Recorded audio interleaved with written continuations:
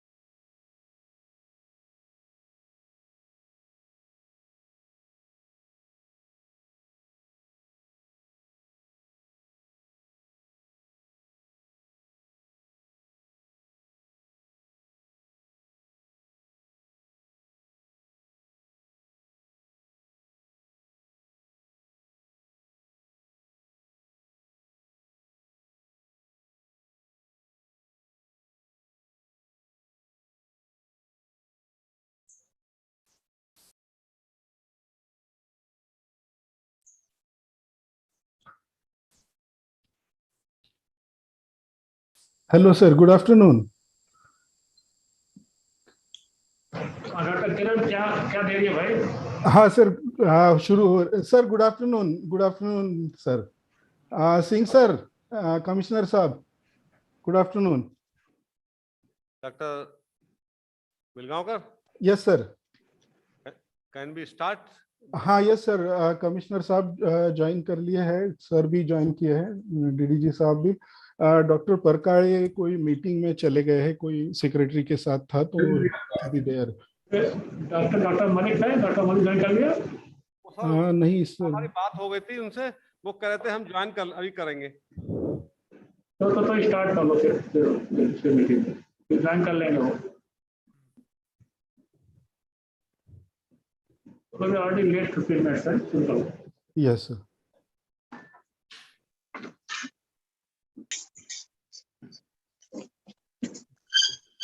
तुम्ही इकडे खुर्चीवर बसा म्हणजे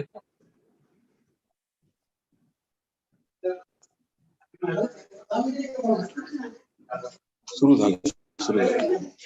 गेले गेले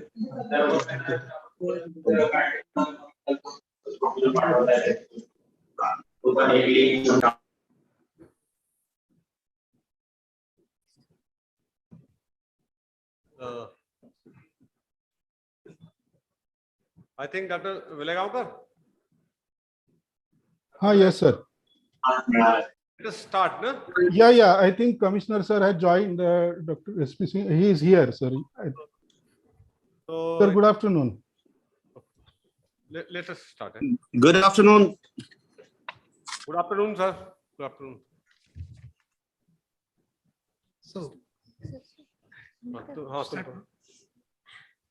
It is not the strongest of the species who survive, nor the most intelligent.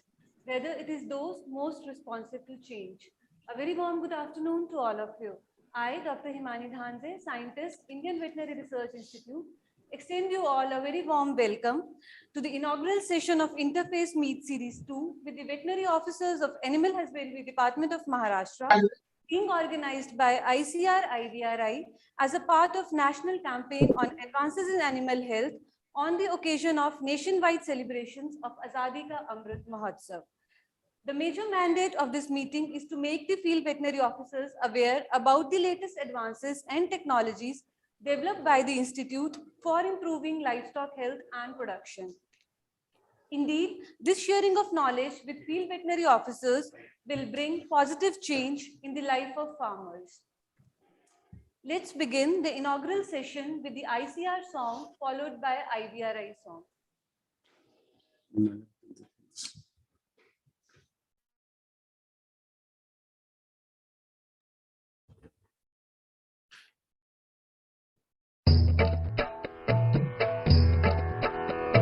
जय जय कृषि परिषद भारत की, सुखद प्रतीक हरित भारत की।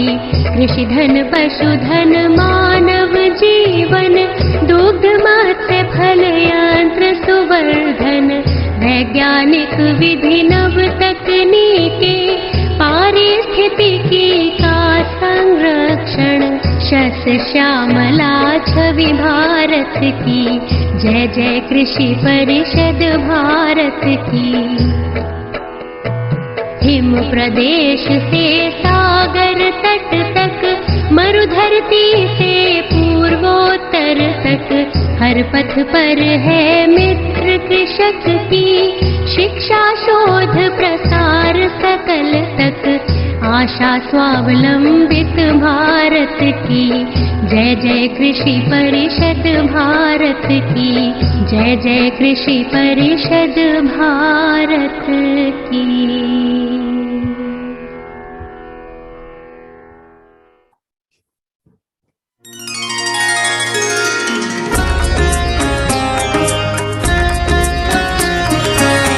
मानव प्रिय कृषि सहचर हित रत, जय हो पशु संस्थान।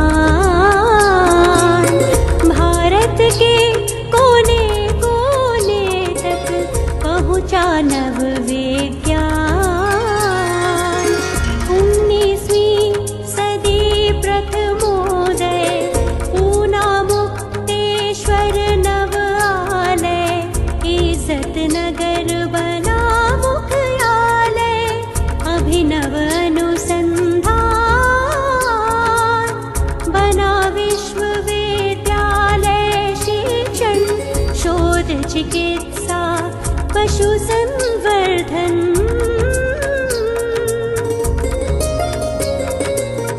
ग्राम अभ्युदय, श्वेत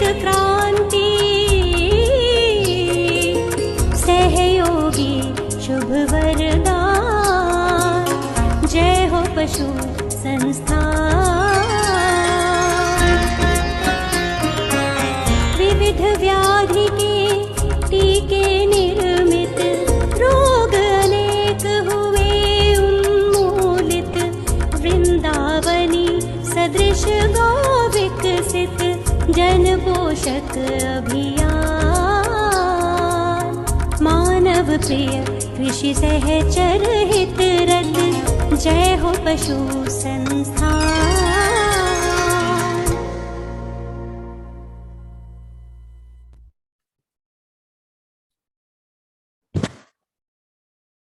Now, I request respected Joint Director Extension Education, ICR IVRI, Dr. Harendra Kumar for welcome address, please. Greetings to all from IVRI on a great auspicious day, not only for IVRI, but for whole the nation. Good afternoon to all.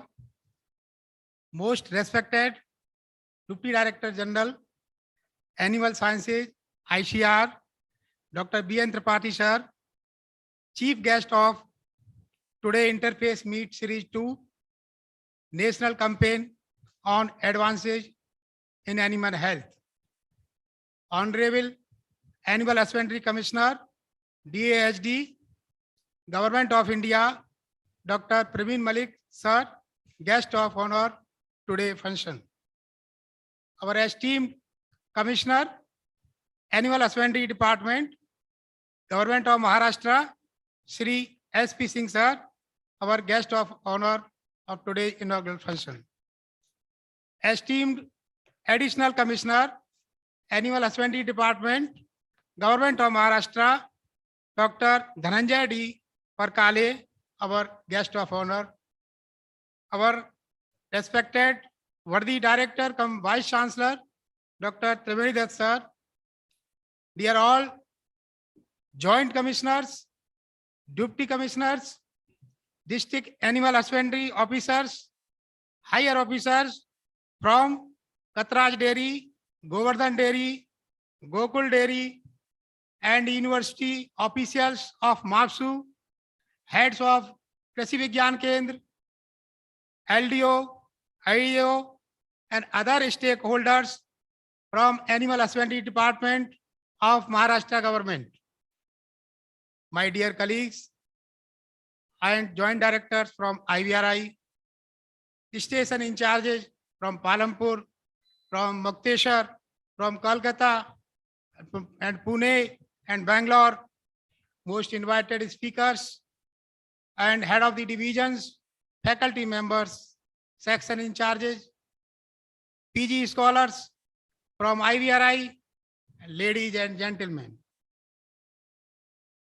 On the celebration of Azadi Ka Amrit Mahotsav from IVRI, Makkah of Veterinary Sciences, on 75th year of independence, I feel proud pleasure to welcome our chief guest, Dr. Tripathi sir, an eminent veterinary pathologist, as well as a great animal scientist, as well as leader, who has agreed to shower his blessings to us on this auspicious day. We understand, sir, that being a head of the family of the animal science of ICR, how busy you are, sir. In spite of that, you have spared a valuable time to grace the occasion today. We welcome you, sir, from our bottom of heart.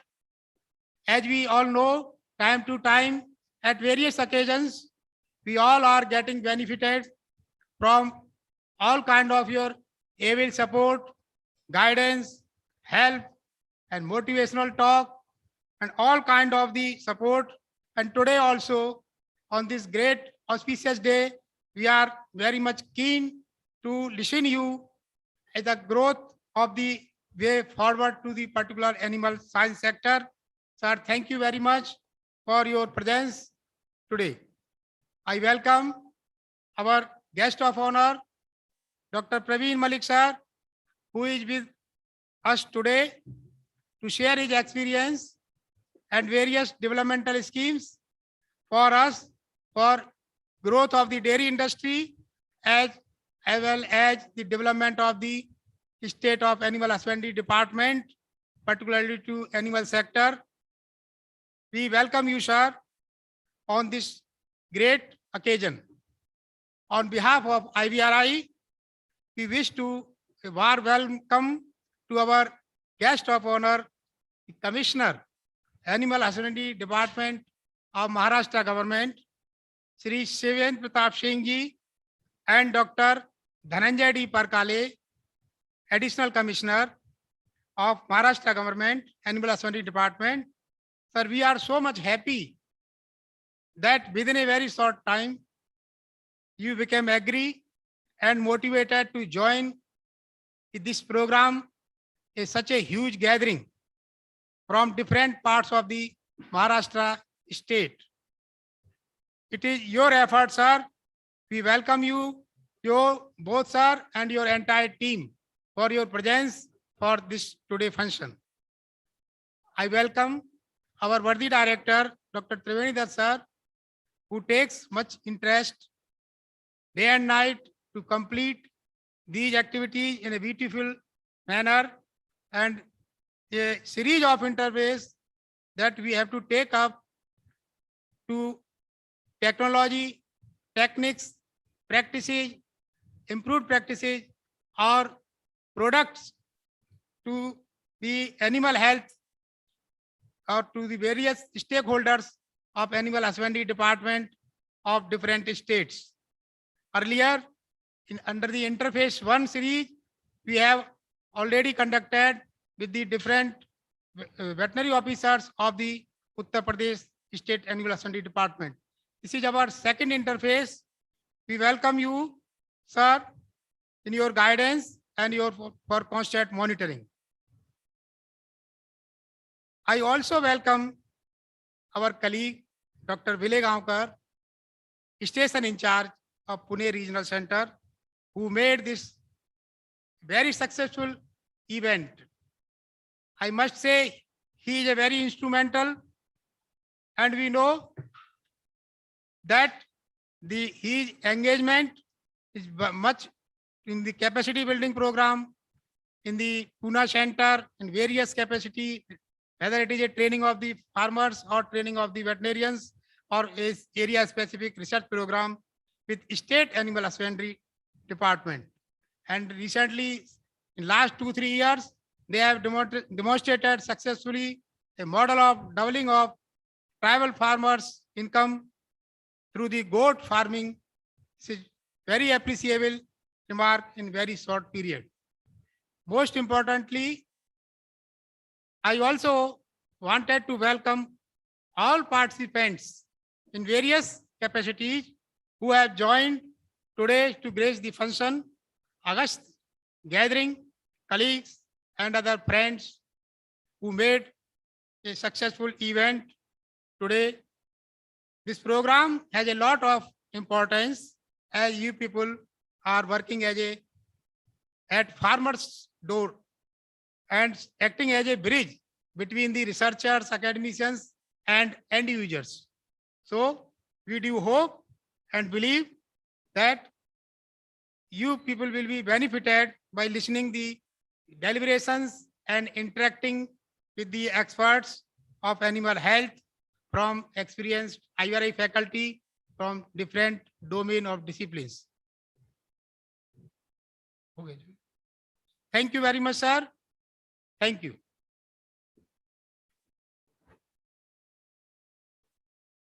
Thank you, sir. I am honored to introduce Shri Sachendra Pratap Singh, Honorable Commissioner, Animal Husbandry Department, Maharashtra, as the guest of honor of today's program. Sir has joined Indian Administrative Services as an Assistant Collector in the year 2007 and served the Maharashtra state in various administrative capacities, including Collector, Commissioner Agriculture, Chairman and MD Warehousing Corporation, Commissioner Sports and Youth Services. Sir, may I request you to please enrich us with your versatile experience.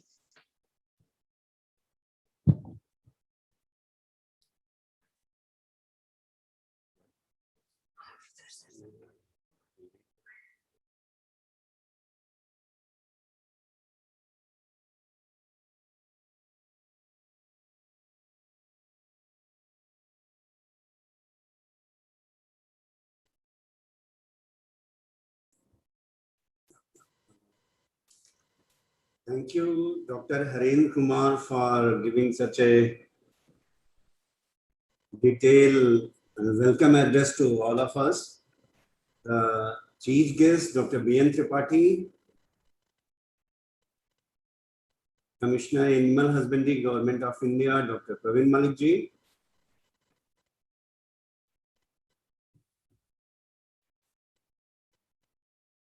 Director of the IVRI,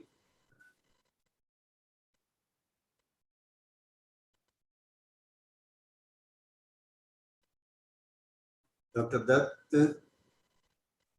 Dhananjay Parkane, and all the esteemed gathering. It is my pride privilege to have some words with this scientific community as well as the field officers together. I remember during the Western Zone meeting when DG-ICAR was there, then I had put one very soft comment. I have been Commissioner Agriculture as well, and to my surprise, I was Commissioner Agriculture between 2017 17 to 19.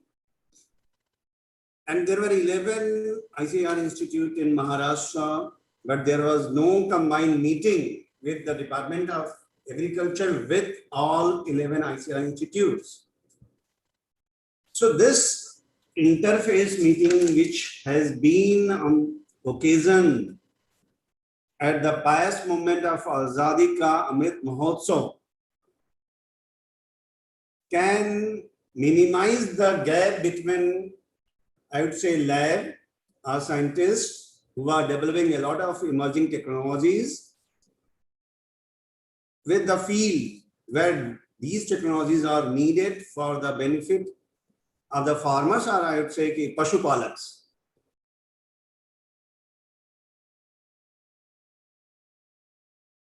During 1.5 years of stint in Animal Husbandry Department as Commissioner, I have been interacting with scientists, deans of MAPSU veterinary colleges. Sometime I have also spoken to Director IVRI as well as the vaccine segment of IVRI, because we have also poultry and viral lab which has been complete and it is under trial stage. I have seen the response is very good from all the directors I have spoken, from Karnal, Manyal, what name it, and that response is, I would say, very prompt.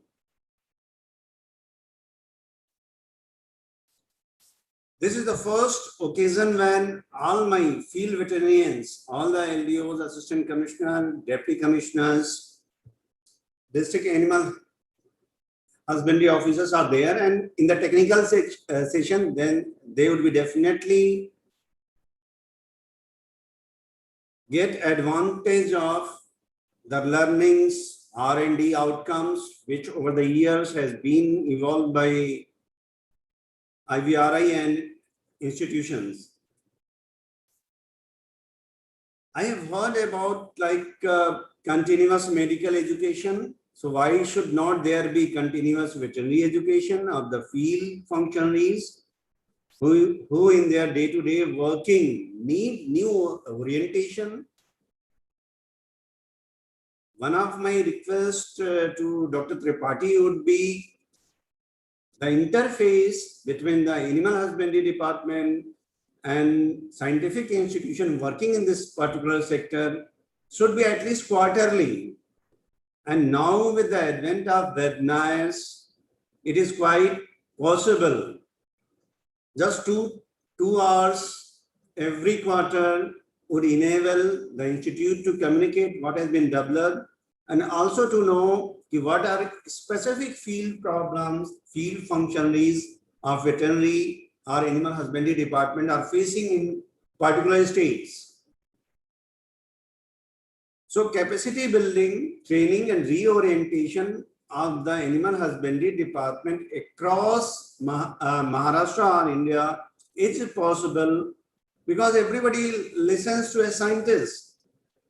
Animal husbandry department, if something getting new, they are communicating to the farmers. definitely it has impact, but whether their capacities are proper, whether they are being reoriented, whether they are being given training time and again, like let's say for IS officer, we are trained for 1 month every 5 years. It is mandatory to go to academy or to some assignments. Government of Maharashtra has included for training and capacity building yearly for 1 week, but still it is not implemented. So my vision and request is that every quarter, if some IVRI or ICR institute can interact on such forum, it would be of great help. Everybody is remembering when Honorable Prime Minister has given a Herculean call for doubling the farmers' income by 2022. It was not from the agriculture alone. The focus was allied sectors. The paper of Dr. Ashok Gulati has demonstrated very clearly, if you are talking about the real income in decades, in one particular decade, then from agriculture is almost negligible. It is almost the same. But through animal husbandry and other allied activities, it has really doubled. So that was the major focus area when Honorable Prime Minister given the Herculean task. And ICAR institutes are very important in this regard. I would not point area by area because the field veterinarians are there, and I hope at the end of interactive session they would put their queries. The present era has been witnessed by a lot of challenges. Either they are in the form of global climatic changes, which are ultimately have some impact on the livelihood, from where the majority of livelihood is being drawn by the farmers or pasupalaks, or the emergence of new emerging zoonotic diseases. For the sake of the gathering, I would tell you, we have widespread outbreak of lumpy skin disease, which is exotic. For the first time, it has come in 2020 during the COVID, April in Gadchiroli district, entering from Telangana, and then almost 24 districts were affected. And the entire machinery was on their toe during COVID to control it. So timely surveillance and taking, I would say, at the war footing, the ring vaccination to prevent and contain the disease to such epicenters or locations. We also remember that after 10 years, bird flu has come to Maharashtra, and that is like bird through the birds, like either migratory birds initially, and then it through crows, pigeons. So it was very difficult to implement the containment measures, and there might be more than 100 epicenters across Maharashtra. So for scientific community as well as for the field functionaries in veterinary and animal husbandry, there are a lot of challenges, and together, definitely, if we are coming together, we can definitely tackle them in a brave way. I remember my days as CO Jila Parishad in Latur. For 3 years I was there, and there is 104 number. Any ASA which is accredited social health worker at a village can dial a 104 number. She can be connected at the call center in Pune, and she can tell you what is the symptoms, initial symptoms he is seeing in another child or elderly person. And there are a standard protocol, and she is guided what to do primarily till a technically superior person can reach there, or they can put to some advanced centers. Similarly, there is need of such type of collaboration between the scientific institutions. And animal husbandry department in Maharashtra had just begun in a very modest form. So where 1962 call center is at the commissionerate, and we are simply guiding for ambulances, 70 ambulances. But we want, like crops have in agriculture. I was Commissioner Agriculture. I know it, where all the 18,000 agriculture assistants were mapped, all the ICR institutions were mapped for disease surveillance. And what should be the standard operating procedure? What should they do? Initially, whether it is fit to do the integrated pest management. Simply the availability. Presently, you are also seeing the traditional Pashupalaks also use a lot of ethno medicines, like Ayurveda, it might be local herb, etc. That is also one of the area where we can suggest it is good, please do continue, or please hold on. This is not working.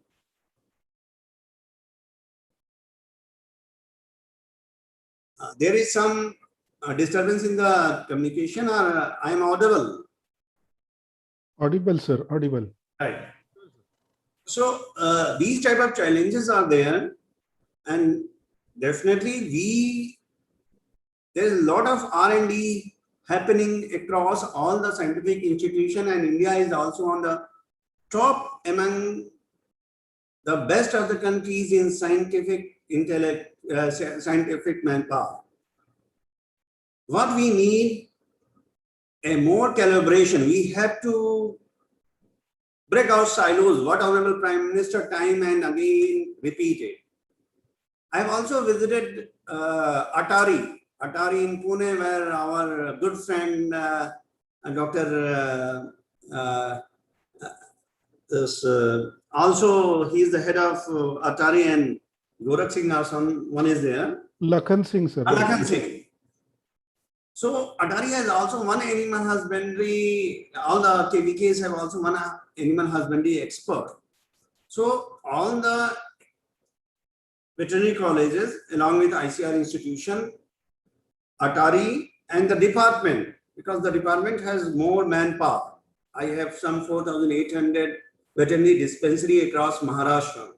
We have quite vibrant network in the field, and we can have access to the farmers.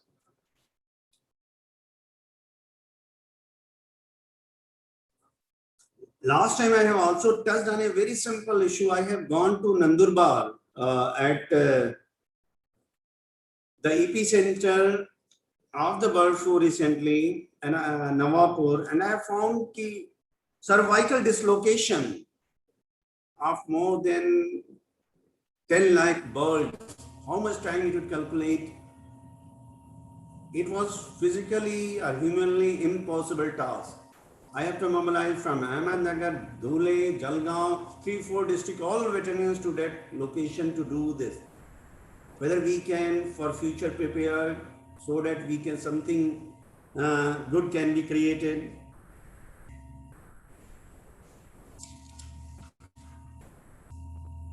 So I would thank ICAR and IVRI to arrange this particular interface. There is one more thing. Like when I contacted Central Goat Research Institute director, he told me, sir, under All India Coordinated Research Project, there are 2 projects on Sangam Dairy and this Usmanabadi going on in Rory University, and with this Sansa at Satara. So there should be, it should be known to the department, at least Commissioner Animal Husbandry can push one email. These are the All India Coordinated Research Project with respect to animal husbandry. Please do have some coordination with them. Similarly, the monthly magazine where R&D outcomes of the IVRIR institutes are being published should also be posted.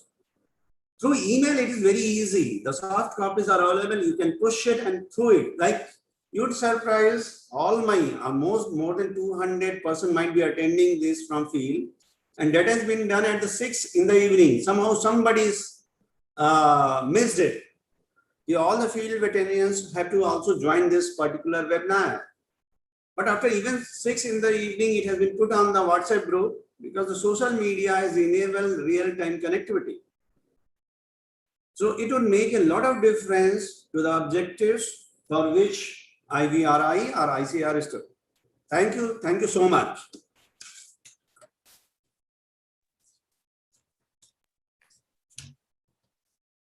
Sir, thank you so much for sharing your valuable views with us. It is our pleasure to have with us Dr. Ashok Kumar, Honorable Assistant Director General, Animal Health, ICR, with us. Sir has a vast research experience of more than 30 years on zoonotic pathogens. He has been instrumental in implementing One Health approach across the country to combat emerging zoonotic infections. Sir, it will be great learning experience for us to listen to you. I request you for your address, please.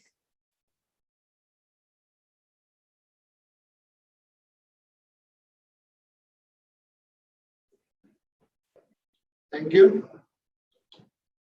Honorable Deputy Director General Animal Science, the Commissioner, Shri S.P. Singh Ji, IAS, my colleague Dr. Triveni Ji, Director IVRI, Joint Directors, my other colleagues from IVRI and other institutes and from ICR headquarters. It is a great privilege to be with you people on this important aspect. We are discussing, actually, we understand that each and everything cannot be done alone. We have to go as this interface between the institutes, veterinary colleges, as well as state line departments. Because whatever research and R&D activities are happening at the ICR institutes or veterinary colleges, these are required to reach at field level. And for this, we need a frequent discussion and interface with each other, particularly whether it is animal disease or zoonotic disease. So we need a frequent interface so that we can understand the need of the field level, and field people may be updated with so frequent trainings and awareness programs on the latest technology developed by the institutes. With this, I congratulate the organizers for carrying this meeting and thank you for giving me a chance to interact with you people. Thank you, sir.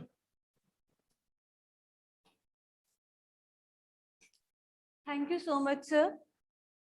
Today we have with us Dr. Praveen Malik, Honorable Animal Husbandry Commissioner, Department of Animal Husbandry and Dairying, Government of India, as the guest of honor in this interface meeting.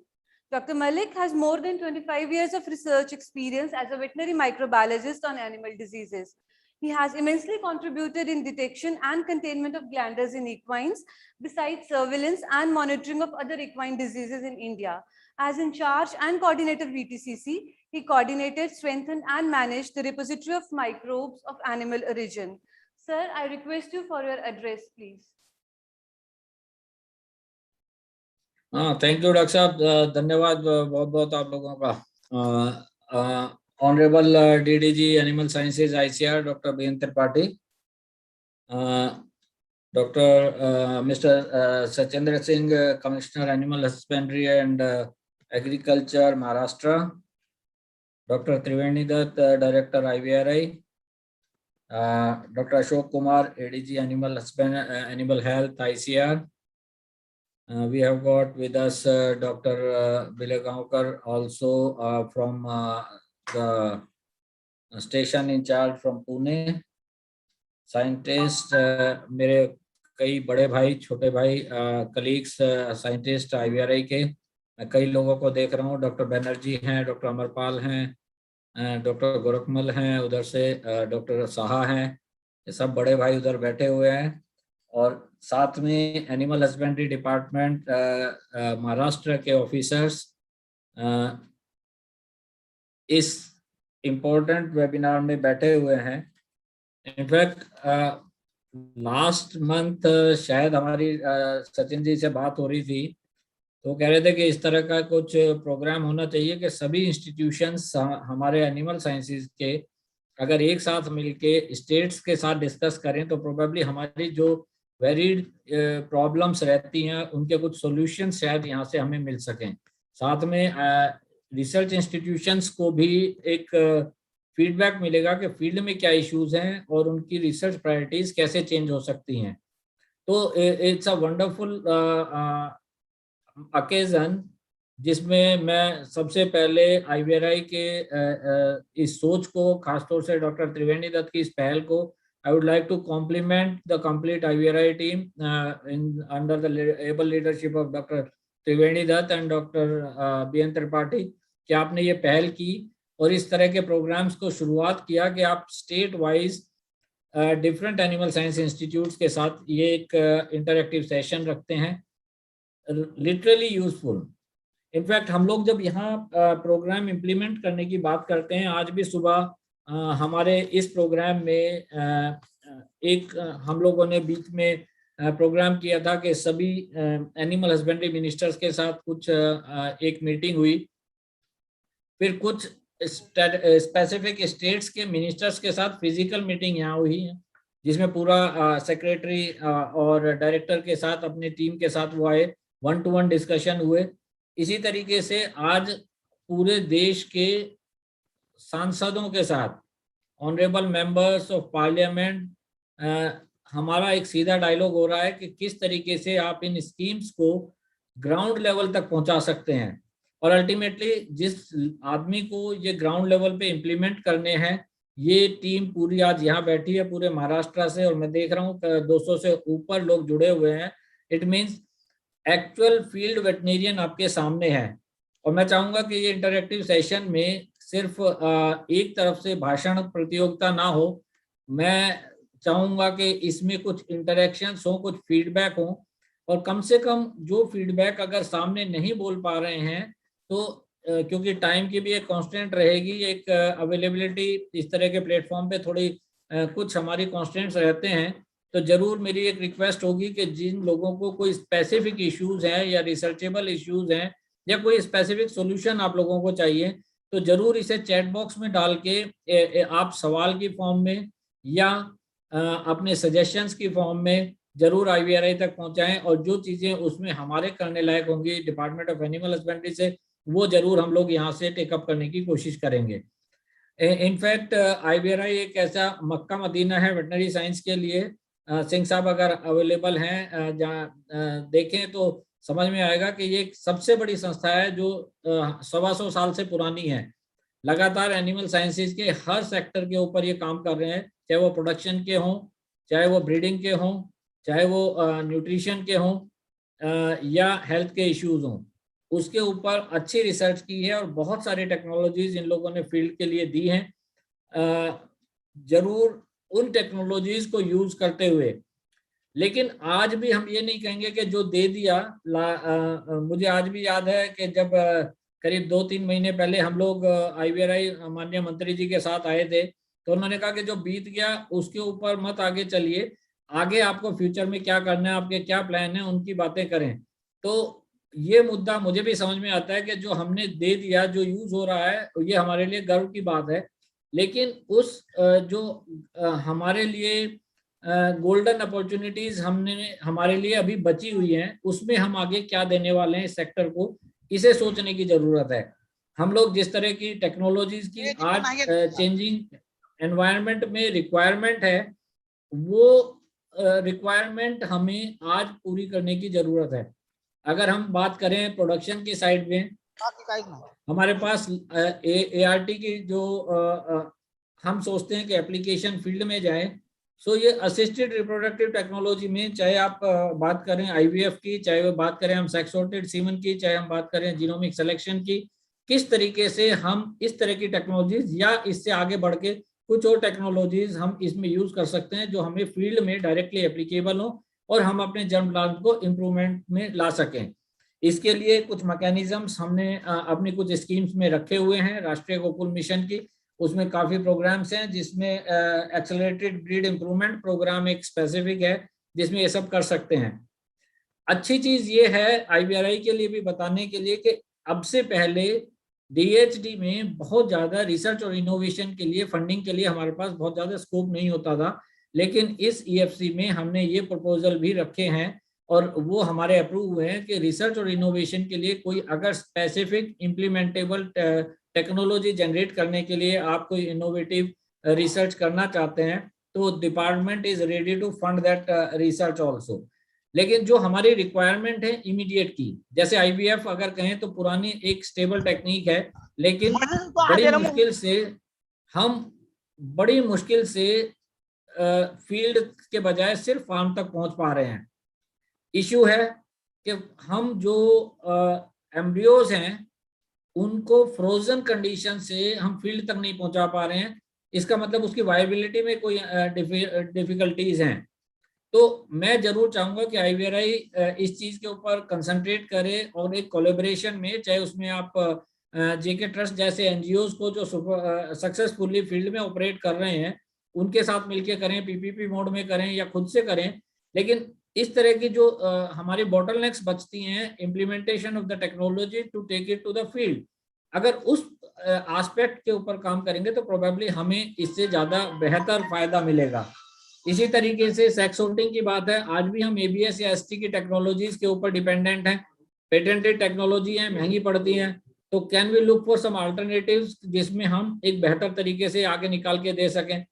इसी तरीके से हम अगर genomic selection की भी बात करें, NBAGR बहुत अच्छा काम कर रहा है, ऑलरेडी उन्होंने HD चिप निकाल दी हैं, लो डेंसिटी चिप जो चीपर होंगी, फार्मर के लिए यूजेबल होंगी, कॉस्ट इफेक्टिव होंगी, वो स्निप चिप हम कोशिश कर रहे हैं कि फील्ड तक आ सकें, और उन फील्ड में आने के लिए जो भी हम उसमें सपोर्ट कर सकते हैं, डिपार्टमेंट की तरफ से सपोर्ट है, लेकिन हम चाहेंगे उस तरह की टेक्नोलॉजी या उससे कुछ बेहतर टेक्नोलॉजी हमारे पास जल्द से जल्द फील्ड में आ सकें। इसी तरीके से अगर हम बात करते हैं AI की, AI अच्छा है, लेकिन अभी भी कंजप्शन रेट इतने दिनों के बाद भी हम 35 से 40% के आसपास स्ट्रगल कर रहे हैं।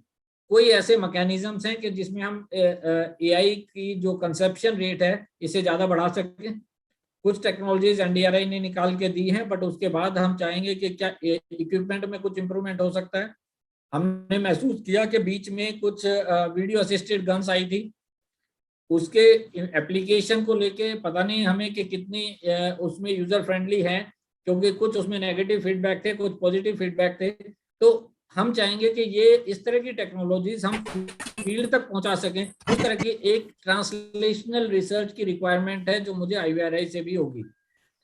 इसी तरीके से डेयरी में तो बहुत सारे प्रोग्राम्स हैं जो शायद डायरेक्टली स्टेट्स को संबंधित हैं, और मुझे उम्मीद है कि commissioner animal husbandry Maharashtra will take them up with states and cooperatives and others.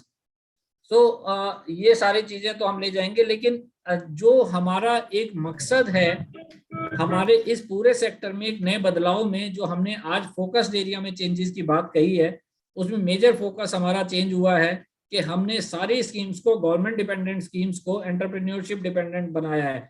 यानी कि हम प्राइवेट सेक्टर में, चाहे वो शीप एंड गोट एंटरप्रेन्योरशिप हो, पोल्ट्री एंटरप्रेन्योरशिप हो, फोडर में हम एंटरप्रेन्योरशिप लेके आने की कोशिश कर रहे हैं, जिसे हब एंड स्पोक मॉडल की तरह हम काम करना चाह रहे हैं कि एक एंटरप्रेन्योर अपने साथ फार्मर्स को जोड़े और एक ग्रुप बना के, चाहे वो FPO बनाए, चाहे वो किसी तरह की सेल्फ हेल्प ग्रुप बनाए या एक फार्मर्स यूनियन बनाए, उस तरह के एक सिस्टम से वो sheep and goat, pig, poultry, fodder में अपना एंटरप्रेन्योरशिप लेके आ सकते हैं। और ये स्कीम्स में जिस तरह की सपोर्ट गवर्नमेंट देने की कोशिश कर रही है, उस सपोर्ट का अगर हम पूरा फायदा लें और उस फायदे में स्कीम हमारे पास है, साइंस IVRI के पास है, इम्प्लीमेंटेशन आप लोगों के पास की जरूरत है कि फील्ड में इसे आप एक्सटेंड करें और फील्ड में इस तरह की स्कीम्स को इम्प्लीमेंट कराने में हमारा सपोर्ट करें।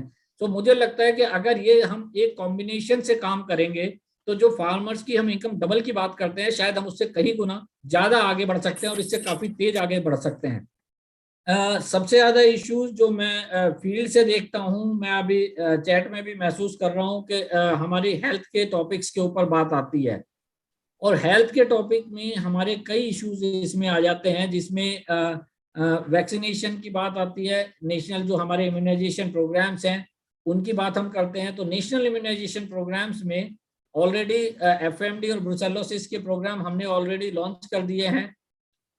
हमने इसी तरीके से स्मॉल रूमिनेंट्स के लिए पीपीआर का प्रोग्राम लॉन्च किया है, पिग्स के लिए हम सीएसएफ का प्रोग्राम लॉन्च कर रहे हैं। और ये सारी चीजें हम इस तरीके से करना चाहते हैं कि जल्दी से जल्दी मोस्ट इकोनॉमिक कंडीशंस में। बड़ी खुशी हुई मुझे लास्ट ईयर जब आईवीआरआई ने एक टेक्नोलॉजी ट्रांसफर की कि सीएसएफ वैक्सीन हम बहुत चीप और लॉन्ग ड्यूरेशन इम्यूनिटी की वैक्सीन लेके आ रहे हैं फील्ड में। उसका फील्ड में ऑलरेडी कमर्शलाइजेशन हो चुका है, कंपनी के पास चली गई है, लेकिन फील्ड में आने में मुझे लगता है कि अभी 1-1.5 साल उसे लगेगा, क्योंकि लाइसेंस लेने में कंपनी को और यहाँ से टेक्नोलॉजी को फाइनल ट्रांसफर करने में अभी कुछ टाइम लग रहा है। तो वो इस तरीके का टेक्नोलॉजीज हमारी यूज कर सकें तो हम एक उसे लेके आएंगे। इसी तरीके से हमारी जो मोबाइल वेटनरी यूनिट्स की हमने एक नई शुरुआत की है ताकि हम डोर स्टेप डिलीवरी फील्ड में दे सकें। उसमें भी बड़ा अच्छा प्रोग्राम हम लेके आए हैं कि 100% रिकरिंग को नॉन रिकरिंग कॉस्ट हमारे पास से, और रिकरिंग कॉस्ट का भी 60% हम देंगे, 40% स्टेट गवर्नमेंट को। It means a very very small amount has to come. और उसमें जिस तरीके से हम पूरे मैकेनिज्म को एक डिजिटल सिस्टम के साथ जोड़ने की कोशिश कर रहे हैं कॉल सेंटर के माध्यम से, और जिस तरह का हमारा डिजिटल लाइवस्टॉक मिशन की तरफ हम काम कर रहे हैं इस टैगिंग के माध्यम से, जिसमें फील्ड में मुझे लगता है कि काफी बीच में थोड़े इश्यूज थे कि क्यों टैग कर रहे हैं। मुझे लगता है कि 1 से 2 साल के बाद जब ये टैगिंग का काम पूरा हो जाएगा और जब इसके फायदे हमें वापस मिलने शुरू होंगे in terms of traceability, in terms of value addition to the animals and products, तो जो फार्मर को उसका रिटर्न मिलेगा उसके इम्पैक्ट हमें तब दिखाई देने शुरू होंगे। तो कुछ ये प्रोग्राम हमारे नए हैं, कुछ इस तरह की चीजें हैं, लेकिन इन सब में हमें बेटर डायग्नोस्टिक्स की जरूरत है, बेटर वैक्सीन कैंडिडेट्स की जरूरत है, और डायग्नोस्टिक भी इस तरह के कि हम फील्ड में डायरेक्टली एनिमल के ऊपर अप्लाई कर सकें और चीप हों और sensitive enough, so that we can actually have a big confidence on them when we are using those diagnostics in the field. इसी तरीके से जब हम बात करते हैं कि ये सारे जो हमारे डायग्नोस्टिक्स हैं इनके ऊपर क्या हम कोई आर्टिफिशियल इंटेलिजेंस या मशीन लर्निंग का कोई कंसेप्ट डाल सकते हैं। आईवीआरआई ने इसकी शुरुआत करी हुई है और मैं जरूर चाहूंगा कि उस तरह के कंसेप्ट को जरूर फील्ड में एक इंडिकेट करें कि किस तरह के डाटा की इन्हें रिक्वायरमेंट है। वो डाटा अगर फील्ड से वापस इन्हें फीडबैक के फॉर्म में मिल जाए तो शायद इनकी रिसर्च के लिए भी ये हेल्पफुल होगा। तो मुझे लगता है कि ये वन साइडेड स्टोरी नहीं है, ये स्टोरी दोनों साइड से है। इधर से हमें फीडबैक चाहिए, इधर से हमें रिसोर्सेज चाहिए, इधर से हमें डाटा चाहिए, उधर से हम आपको आपकी प्रॉब्लम्स के हिसाब से रिसर्च आउटपुट दे पाएंगे, और शायद उन आउटपुट को अगर हम प्रॉपर्ली यूज करें और एक आउटकम की फॉर्म में फाइनली आपको दे सकें और यूज कर सकें, शायद ये एक इशू होगा जहां हम कहेंगे कि इट इज यूजफुल। ये जो छोटे छोटे मुद्दे हैं, चाहे वो एस्कैड के इश्यूज हैं, क्योंकि एस्कैड एक बहुत ब्रॉड बेस्ड स्कीम है। डॉक्टर चतुर्वेदी ने मुझे इसमें कुछ पूछा है चैट के अंदर, तो मैं ये देख रहा हूँ कि चाहे वो जीएमपी फैसिलिटीज को सपोर्ट करने की बात है, स्टेट बायोलॉजिकल्स के सपोर्ट करने की बात है, उनकी एस्कैड में प्रोविजंस हैं, और अगर एक इन मुद्दों पे अगर वो कुछ बात करना चाहेंगे तो he can come back to me. लेकिन जहां तक हमारी वैक्सीन प्रोडक्शन की बात है, हम जरूर चाहेंगे कि वैक्सीन की सारी फैसिलिटीज इंक्लूडिंग आईवीआरआई इसे जीएमपी कंप्लायंट बना लिया जाए। जो डायग्नोस्टिक फैसिलिटीज हैं जिनसे हम सर्विसेज दे रहे हैं, चाहे वो आरडीडीएल है हमारी वेस्टर्न लैब जो महाराष्ट्र गवर्नमेंट के साथ है, या हमारी सीडीडीएल है जो आईवीआरआई के साथ है, या इसके अलावा और दूसरी डायग्नोस्टिक सर्विसेज जो भी हमारी लैब्स हैं, ये अगर हम ISO 17025 एक्रेडिटेशन करवा सकें तो this will be more reasonable and valuable in terms of getting diagnosis. आज की डेट में हमारे डायग्नोसिस को जब तक ISO 17025 नहीं है, कभी कभी मैंने खुद महसूस किया कि साइंटिस्ट कंसर्न खुद ही कॉन्फिडेंट नहीं है कि मैंने डायग्नोसिस दी कि ये डायग्नोसिस है कि नहीं है। तो इस तरह के मैकेनिज्म्स में आप लोगों को रिक्वायरमेंट है कि एक जरूरत 17025 के अंदर घुसें, एक्रेडिटेशन प्रोसेस बनाएं, इसका डॉक्यूमेंटेशन प्रॉपर कर लें, और इसमें अगर किसी चीज की जो प्रैक्टिकल हमारी इनोवेटिव टेक्नोलॉजी के लिए, मैं फिर से यही कहना चाहूंगा कि उसमें R&D के लिए, इनोवेशन के लिए हमारे पास मैकेनिज्म्स हैं। आप हमारे पास डायरेक्टली फंडिंग के लिए अप्लाई कर सकते हैं। ये एक ओपन एंडेड टाइप की है, ये डीबीटी की तरह बहुत स्ट्रक्चर्ड नहीं है, टाइम बाउंड नहीं है। आप जब भी अप्लाई करेंगे अगर पैसा अवेलेबल होगा तो इमीडिएटली दे दिया जाएगा, लेकिन उसको इवेलुएट करने के लिए हमारे पास सिर्फ एक ही मैकेनिज्म है, और वो मैकेनिज्म है कि हम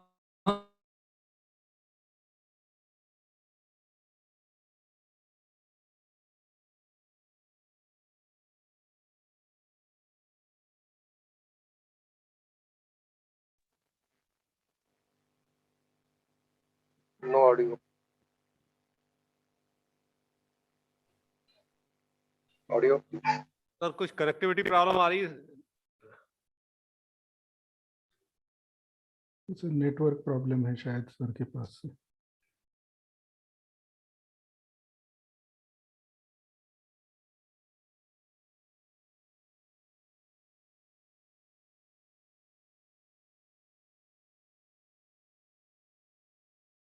तो हाँ, निकल ही गए है नहीं।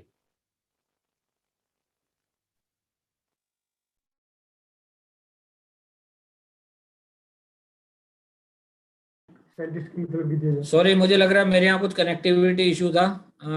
तो आप लोगों का बहुत बहुत धन्यवाद, आप लोगों ने अपॉर्चुनिटी दी कि डिपार्टमेंट का जो सेंटिमेंट्स हैं, डिपार्टमेंट की जो एक्टिविटीज़ हैं और जिस तरह का एक थॉट प्रोसेस डिपार्टमेंट में चलता है उसे रिसर्च इंस्टीट्यूशंस और फील्ड वेटनेरियंस के लिए इस यूनिक प्लेटफॉर्म पे सामने रखने का एक मौका हमें दिया। बहुत बहुत धन्यवाद, thank you very much.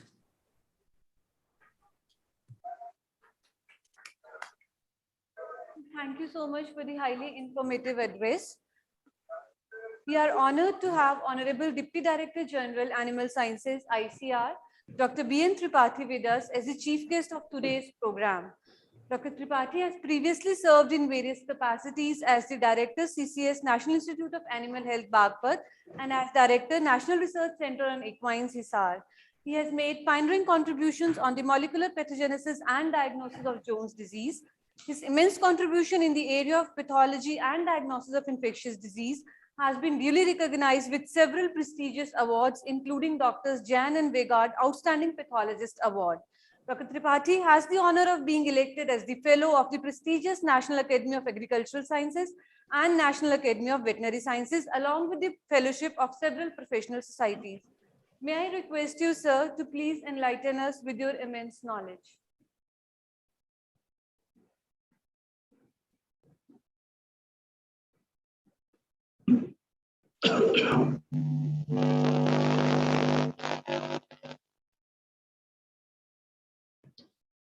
Thank you, Dr. Himani.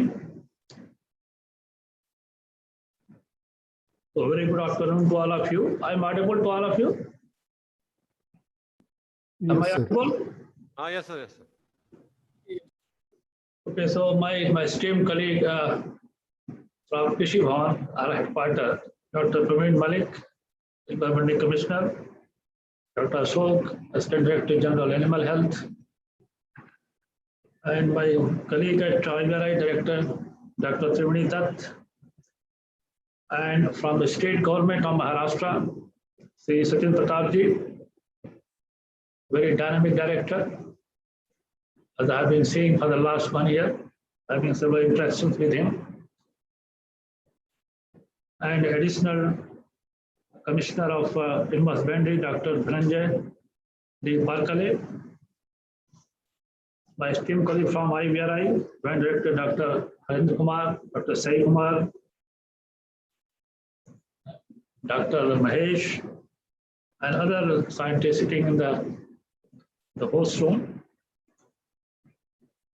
all distinguished senior officers of Maharashtra State Animal Husbandry Departments, senior officers from MAPSU, and very distinguished speaker, Dr. Kiran, from our Pune campus of IVRI, Dr. P.S. Banerjee and Dr. S.K. Singh, very dear veterinarians of Maharashtra State, and others, and ladies and gentlemen.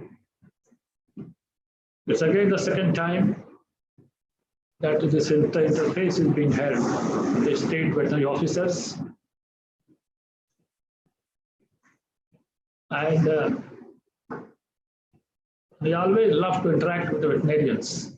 Wherever I get opportunity, I normally don't miss it. And today, Dr. IVRI has given me this opportunity to interact with the state veterinary officers, very senior officers, administrators of Maharashtra government. Friends, I'm really glad today that IVRI is now taken initiative. It started with the Uttar Pradesh. Now it's taking one state one by one. And perhaps they have done it earlier also, in the past. But आज़ादी के अमृत महोत्सव पर ये programme अगर पूरे देश में हर state के साथ हम कर लें तो ये बहुत बड़ा अचीवमेंट होगा और हमें हमारे जितने वेटनेरियंस हैं जो हमारे पास एक ह्यूज नेटवर्क है वेटनेरियंस का पूरे देश में उनके साथ हम जो है बात करने का मौका मिलेगा जैसा कि डॉक्टर मलिक ने कहा कि उनकी समस्याओं को समझने का इससे अच्छा तरीका कोई हो नहीं सकता और कोविड पेंडेमिक्स ने बड़ा अच्छा हमें प्लेटफॉर्म दे दिया है वर्चुअल प्लेटफॉर्म इसमें सभी लोग मच गए हैं इसमें लोग काफ़ी इंटरेस्ट लोगों को आता है इसमें पार्टिसिपेट करने में कोई ज़्यादा दिक्कत नहीं होती जाना नहीं पड़ता टाइम बचता है कुछ लिमिटेशंस हैं but overall those limitations there are many advantages also there are many merits also and that is why we have been interacting here with you all today friends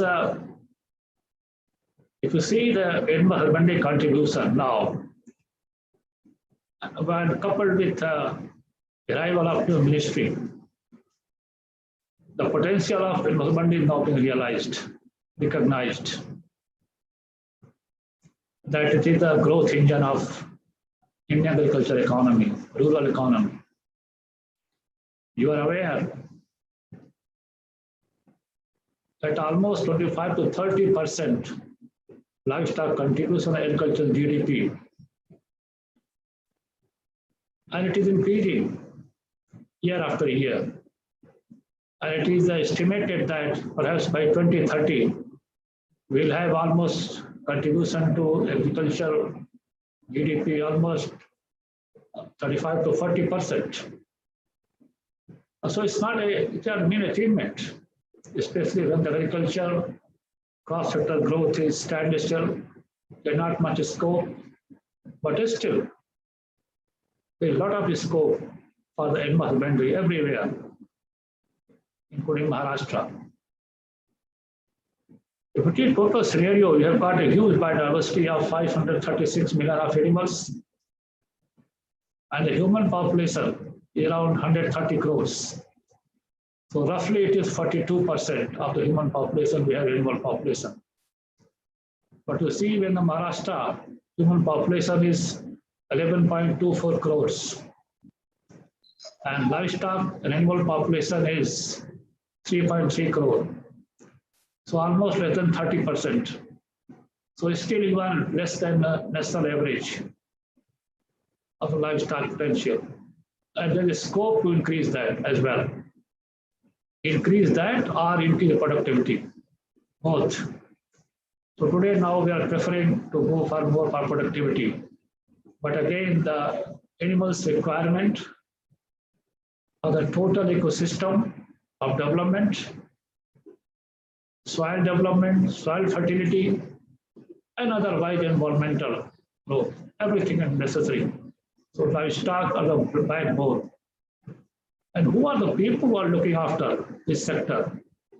These are you veterinarians throughout the country, including Maharashtra.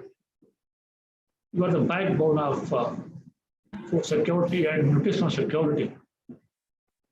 If you are not there, the food is not safe. Milk is not safe. Meat is not safe. So that's where your importance lies. And I hope that all veterinarians, they recognize, they realize their importance in the country, economy, And you are aware that how our Prime Minister has given a target of 5 trillion economy. And how you can achieve that 5 trillion, and 1 trillion has been given to agriculture. And so your share comes to around 30%. How you are going to provide this 30% share by growing livestock sector as a whole? And when you do entire life sector in a glimpse and with a panoramic view, you find that more than 50% of our livestock are still uncharacterized. No inventory. We do not know what kind of breed they are. And therefore, the government cannot run policy against those such like animals for their conservation, for the multiplication, for their further use for the benefit of the farmers. So friends, even if you see the Maharashtra state is also quite, it's the gross added value is almost 519 billion Indian rupees in comparison to 8 years data of 2012 of 376 billion rupees. So almost there is 72% growth. So you can see that how it is growing in the last 8 years, about 9% growth every year. So this shows the potential. And when there is a potential, where you have to work on that. You can further leverage those potential and come up with some of the better growth of livestock and others. Friends, Dr. Malik and others have narrated the government schemes, how government has launched several schemes, development schemes, and disease surveillance program, disease control program are 4 major diseases. And we veterinarians are the other pillars who are going to contribute significantly in the control program. And you have shown your worth by controlling several diseases, at least 3 diseases, like winterpest, continuous bovine pneumonia, low urine, and also African heart sickness. Now your contribution is still, country demands your help, your contribution, your dedicated efforts throughout the country, so that we can get rid of these 4 major diseases, especially FMD, brucellosis, PPR, and CSF. Technology backup in terms of diagnostics and vaccines, they're all coming from the ICR and university institutions. And all scientists are working at their best, at their peak, to provide you technology in time-bound manner, so that we should not lag behind with the pace that the world is going on. Friends, one request, because since all state government officials are here, almost 200 people have joined this interface meeting. NBGR, or one of the institute at National Bureau of Environmental Resources, has taken a very big program to characterize all livestock. I have a 0 non-descriptive status in next 5-6 years. And we want a very, very good support from the state and government department, universities, so that our mission can be completed. And in that, state directors and the district level, block level officers, you can always help recognize those uncharacterized livestock, whether it is cattle, sheep, goat, pig, poultry, etc., whatever. So please help ICR institution in doing that. Dr. Malik has already equipped the technology like genomic selections, ARTs, they're all being, have to be used now. Earlier they have been, it was difficult to use now. But government has opened almost 20 centers for IVF. They're also proliferating sex-sorted semen. Of course, we are working on indigenous technology to make it cheaper in economy for the youth. So such like technology will have to be used at the ground level by the state government. And then the funding from the central government is always there, perhaps, and that will really lead to livestock development in the country.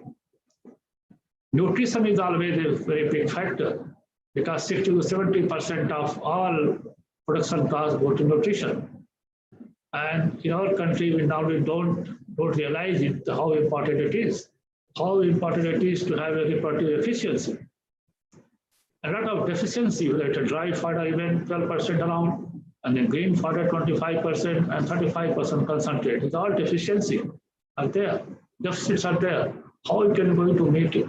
So the nutrition scientists, they have to go for the non-conventional local feed resources, balancing of feed. And it has been seen that by balancing of feed, and perhaps veterinarians not realize it. So I'd like to call upon all those veterinarians that please realize the importance of nutrition. Even if you have got deficit, but if you are balancing it properly with the feed, local feed resources, and I tell you, all feed, non-conventional feed resources, they have been worked upon by any of the institute in the country. And all data are available, and you can use them. Only it's a matter of how you are going to tap those resources and use for the benefit of your livestock development. I'm not going to detail in many other this nutrition technology, but that is one that that will really lead to your higher production, refer to efficiency, and also milk production will be increased for that. Even area-specific mineral mixture, you take it very lightly. Even 30 grams you provide daily to your cattle or buffalo, you find that increase of 10 to 15% of milk production. And also the refer to efficiency. Why not to adopt that? Why not government can give a subsidy on this point? Because these area-specific mineral mixtures are really very important, and they have been developed depending on the requirement of that particular region. That is one thing that I hope that Mr. Sajendra will note it and see if they can do it in this direction. Friends, disease is always a problem. And if you look at the last 20-25 years, many new diseases have come up. And as known to everybody, that how LSD has created a havoc in the country. Almost 18 states, it's such an ugly disease. And quickly in 2 years, it has almost spread length and breadth of the country. And perhaps you have not taken proper procedure immediately to restrict the disease, contain it. It could not be diagnosed for more than 1 year. People are just suspecting it, something like that, maybe lumpy skin, this and that. You have all technologists there at IVRI and every animal health institute, even university also. We have to report it immediately. Sometimes we don't report it because it is the veterinarians who see the animal first. They are the people who report it the first to the senior officers. Had it been reported earlier and it can be contained in the region of Odisha or the West Bengal, etc., then perhaps it has not spread to so many states. And now its control and eradication cost will be exorbitantly high. Can't afford it, I tell you. Currently, Government of India has already advocated the goatpox vaccine. We are looking at that. And Commissioner Saab Sachin has also raised this issue in the Regional Committee, that they have seen that the recurrence of disease in the goatpox vaccinated animals. So normally, I have to see that whether it is true or not. But certainly, it is incumbent upon the IVRI, other animal institute, to look after that to see the serum monitoring, what is the potency of vaccine, how it is working, what is the titer, and that part will have to take it very quickly. Though we are in the process of developing a homologous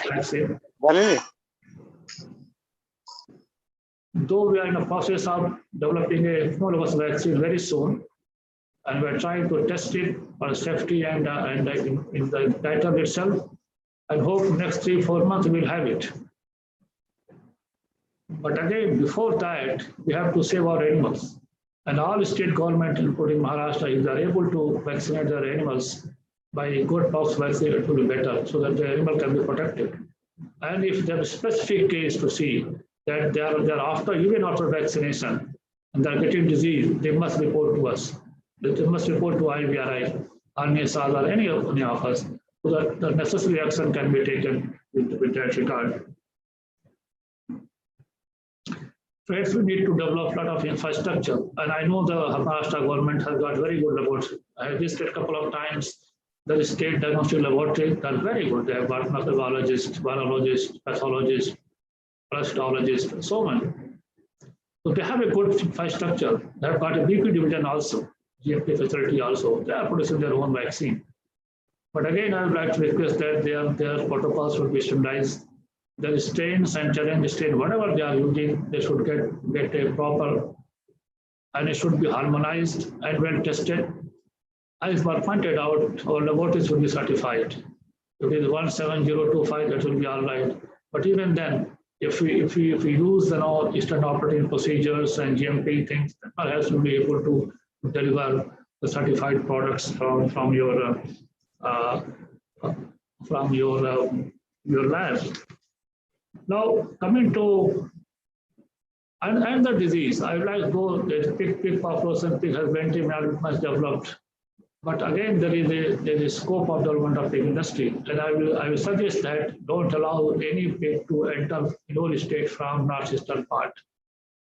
And it is all for all states, but also since we are talking to field veterinarians, it is a very dangerous disease. We should not allow it to spread beyond northeastern region.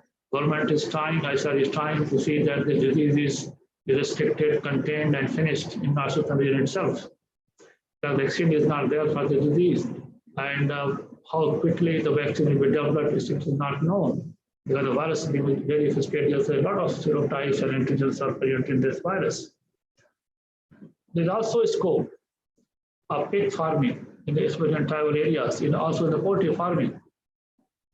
I would like to inform Sachin-ji that there are several backyard poultry strains, about 6 strains have been developed for poultry, and similarly 9 is a variety of developed for pigs.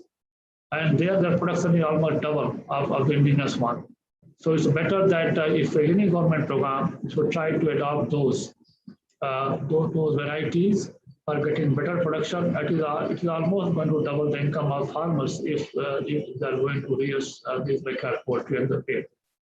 Similarly, we have got another breed development as SDAH of Maharashtra that provide minimum 2 twins are there, minimum. It may be 3 also, sometimes 4 also. So it is a very good breed, and the government should try to contact with SDAH of Maharashtra to see that they can get some germplasm and try to multiply in their state. Regarding diagnostic, etc., we have always, there is always a demand for that from all state government that we should have a parasite diagnostic test. Scientists are now developing. Many LFA tests have been developed, and we are trying to commercialize them so that veterinarians can use them without sending materials to our samples to the lab. Now, a couple of suggestions that Sachin-ji has given to us that is really, because just a week back or so, we had met in a regional committee meeting. ICR normally this is a mandatory that we organize regional committees meeting, and where Maharashtra, Chhattisgarh, MP, and Goa, they are together, and we meet every 2 years. That's a very big meeting. It is chaired by none less than the Director General of ICR, and also now we have a midterm review also. But there has been a suggestion in this meeting that we should meet more frequently, and there must be more time. So today, I really to propose it that we'll have for each state. Now, Dr. Malik will also be there, Mantra Commissioner will be there, myself will be there, and for Maharashtra itself, let us start from Maharashtra. Have if not quarterly, but at least 6 monthly we can have meeting, and where ICR institution, all state veterinary officers, senior officer, directors, and then university. They've got 4 or 5 veterinary colleges also in Maharashtra. So all those faculties, and let us talk together. Let us converge and listen to the problem of field veterinarians and give them solutions. And that's a very good proposal. And if we start with Maharashtra government, then perhaps we can be a model for other states also to follow. And here, since we have not many animal science institute in Maharashtra, but Pune can be one. It is our regional campus, Dr. Kiran Bhelgaonkar.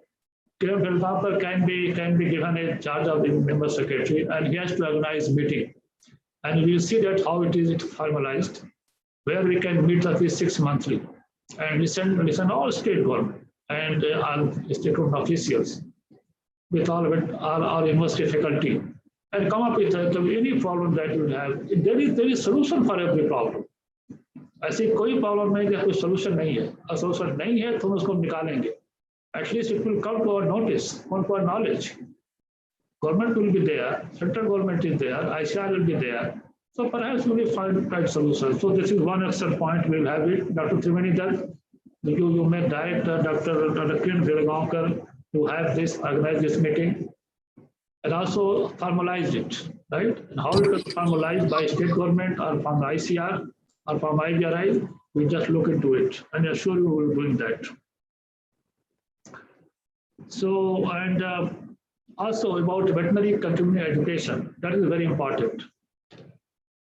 And there has been a mechanism also that every state send their veterinarians for refresher courses at IVRI or the universities. I don't know how many veterinarians are going from universities, but certainly IVRI had a provision where refresher courses are being organized for the field veterinarians. And that has been a very good course. So if every 5 years, all veterinarians get training at least once in a 5 years, that will be a great thing. And the knowledge will be updated, will be refreshed, and perhaps that will help in the development because technology is changing very fast. There's faster development of technology nowadays. So to grasp them, to understand them, then use them, implement them, perhaps it will be the best thing. I think I will not take more time now. I've already taken yours 15-20 minutes. One thing I'd like to say that as our previous speaker said, there's a triangle, central government scheme, ICR as an intellectual university, intellectual input, technology and innovation, and the implementing agency, state government. So on this triangle, if these triangles they are constantly in touch with them, perhaps we can achieve the goal. And by achieving that goal, perhaps we will realize and we'll fulfill the dream of the government that how we can increase the doubling the farmers' income and then achieving the $1 trillion as a target for the agriculture as such. So friends, thank you very much. And I'm very thankful to all the state government, especially Mr. Sachin Pratap ji, because they have been in touch with me. They have been so keen because one of their sheep was to be recognized as a breed. And I organized a meeting also on their request very quickly. But unfortunately, data were not sufficient. So if he's here, then I would like to inform him that even I got a telephone call from the Honorable Minister from Maharashtra that why it was not approved. There's some problem, but very soon we'll solve that problem. And but girls will be very soon recognized as a breed, and perhaps development program will go on for their sheep as well. So with this, thank you very much. And also, I would like to say one thing about our Pune Center achievement. They have also, for the last 5-6 years, they have been doing a wonderful job there. And there have been a link between ICR Institute and IVRI and the state government. And they have been organizing several training programs for field veterinarians, farmers. They are also organizing farm interfaces also. And they have also reported success story for the tribal farmers, where the income have been doubly increased. So that is the one thing that should be taken note of it, and how we can further multiply such stories. And they are also collaborating with the state veterinary department, with the universities and the KVKs, and perhaps they are going to organize this meeting 6 monthly also, and this job is given to Pune. And Atari is also there, of course, and so all will be there to help the state government to achieve their goal. And I hope that this meeting will go a long way to field veterinarians. So we will have many questions, and we can always raise questions through chat box if we are not able to our opportunity to ask them. But certainly those chat box can be recorded, and it can be further answered. And this can be not today if there is a time constant, but the answer can be given by later by the scientists of later on. So with this, thank you very much, Dr. Trivenidat, for giving this opportunity to interact with you, discuss with you, and interact with the field veterinarians. It's always a delightful for me to interact with them. Thank you very much to all of you.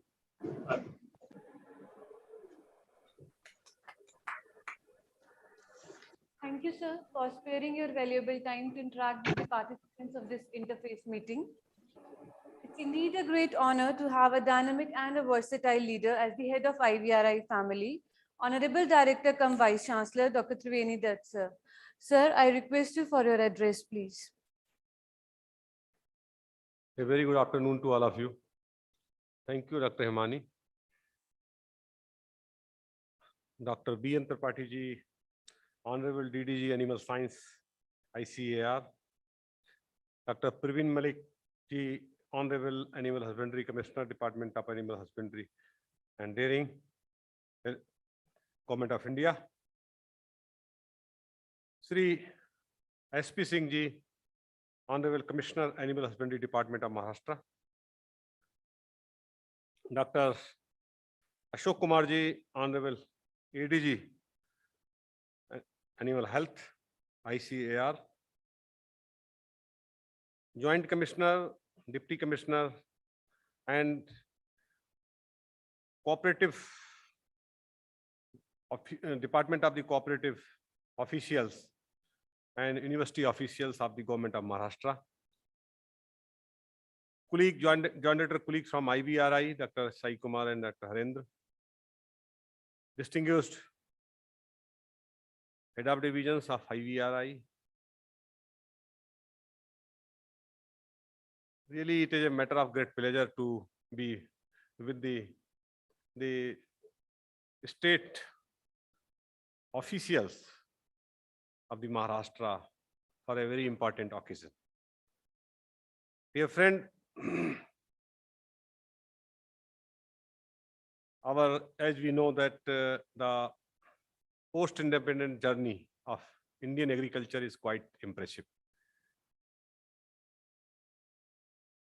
Despite of several limiting factors like uncertainty of weather, climate change, and declining soil health, and you see more important the emerging of deadly and virulent the pest and pathogen. So, as evident from the production and productivity of livestock,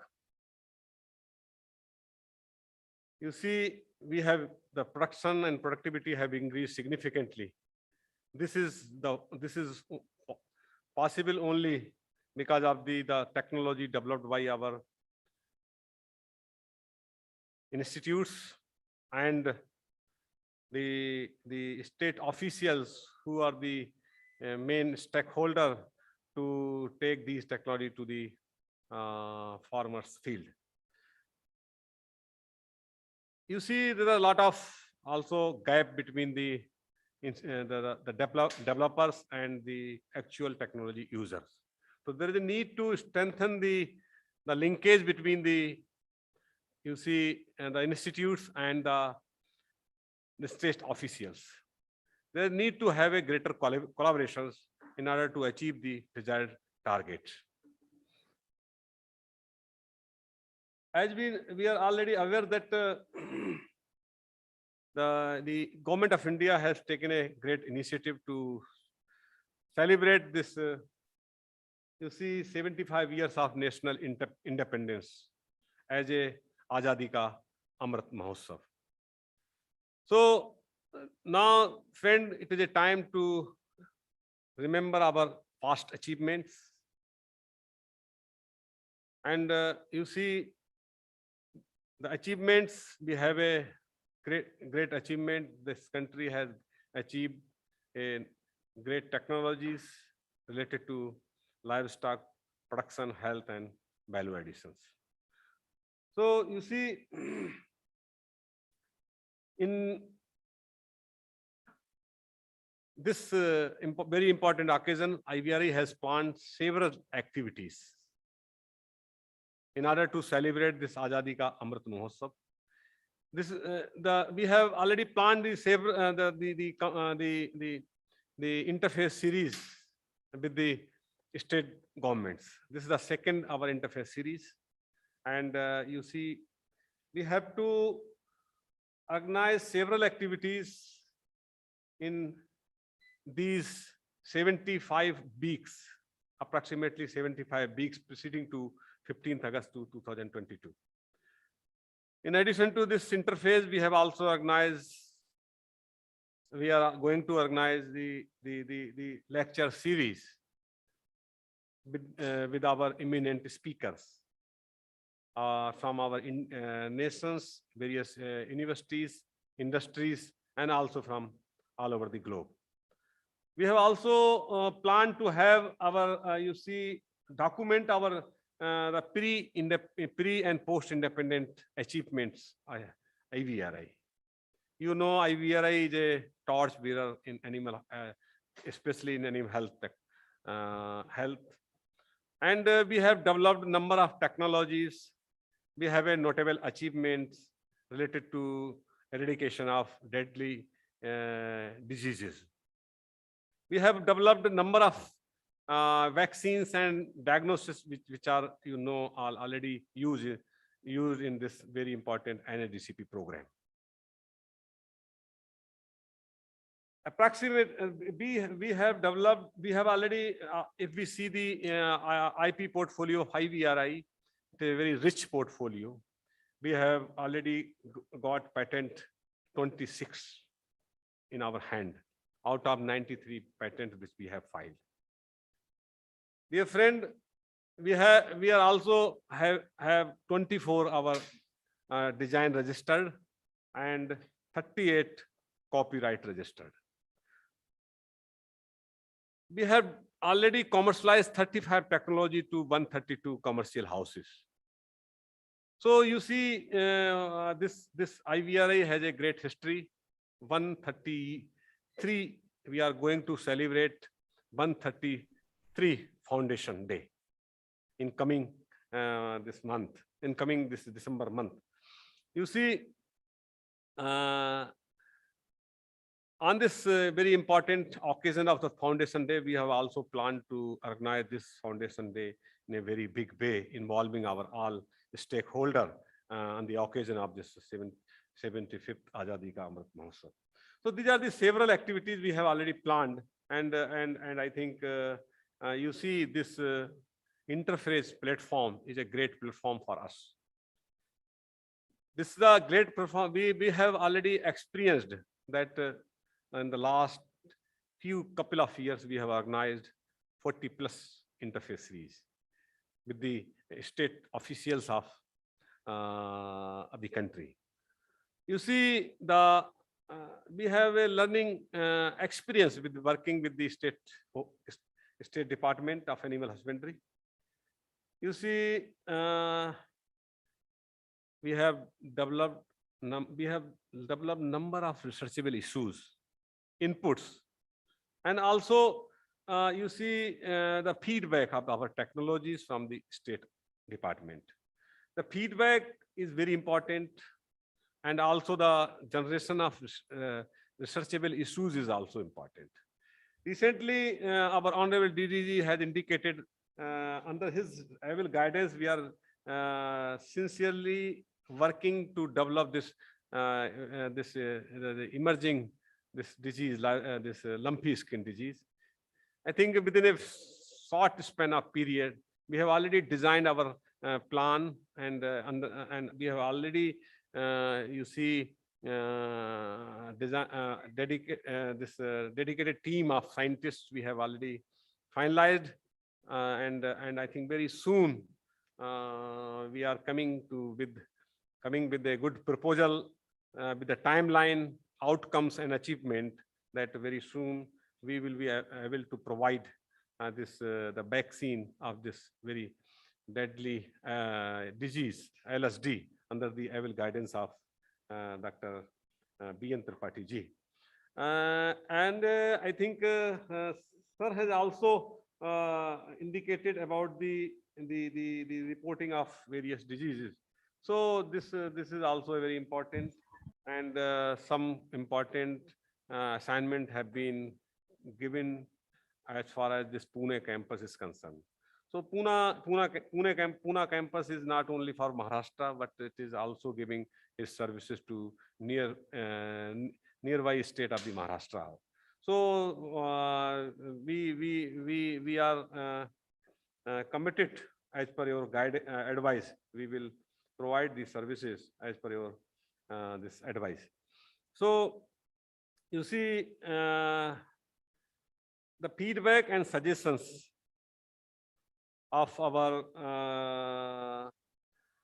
this state officials is very important in order to strengthen our institute research activity in future. So with this main objective, we have planned that this very important program will be able to generate the researchable issues, and we will also have our feedback of our technology which we have developed at IVRI. So we have very less time, and the important this technical sessions we have to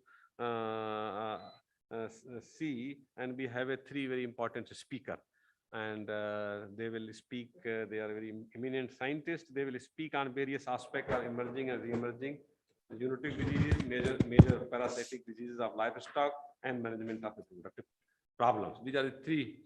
So actually, the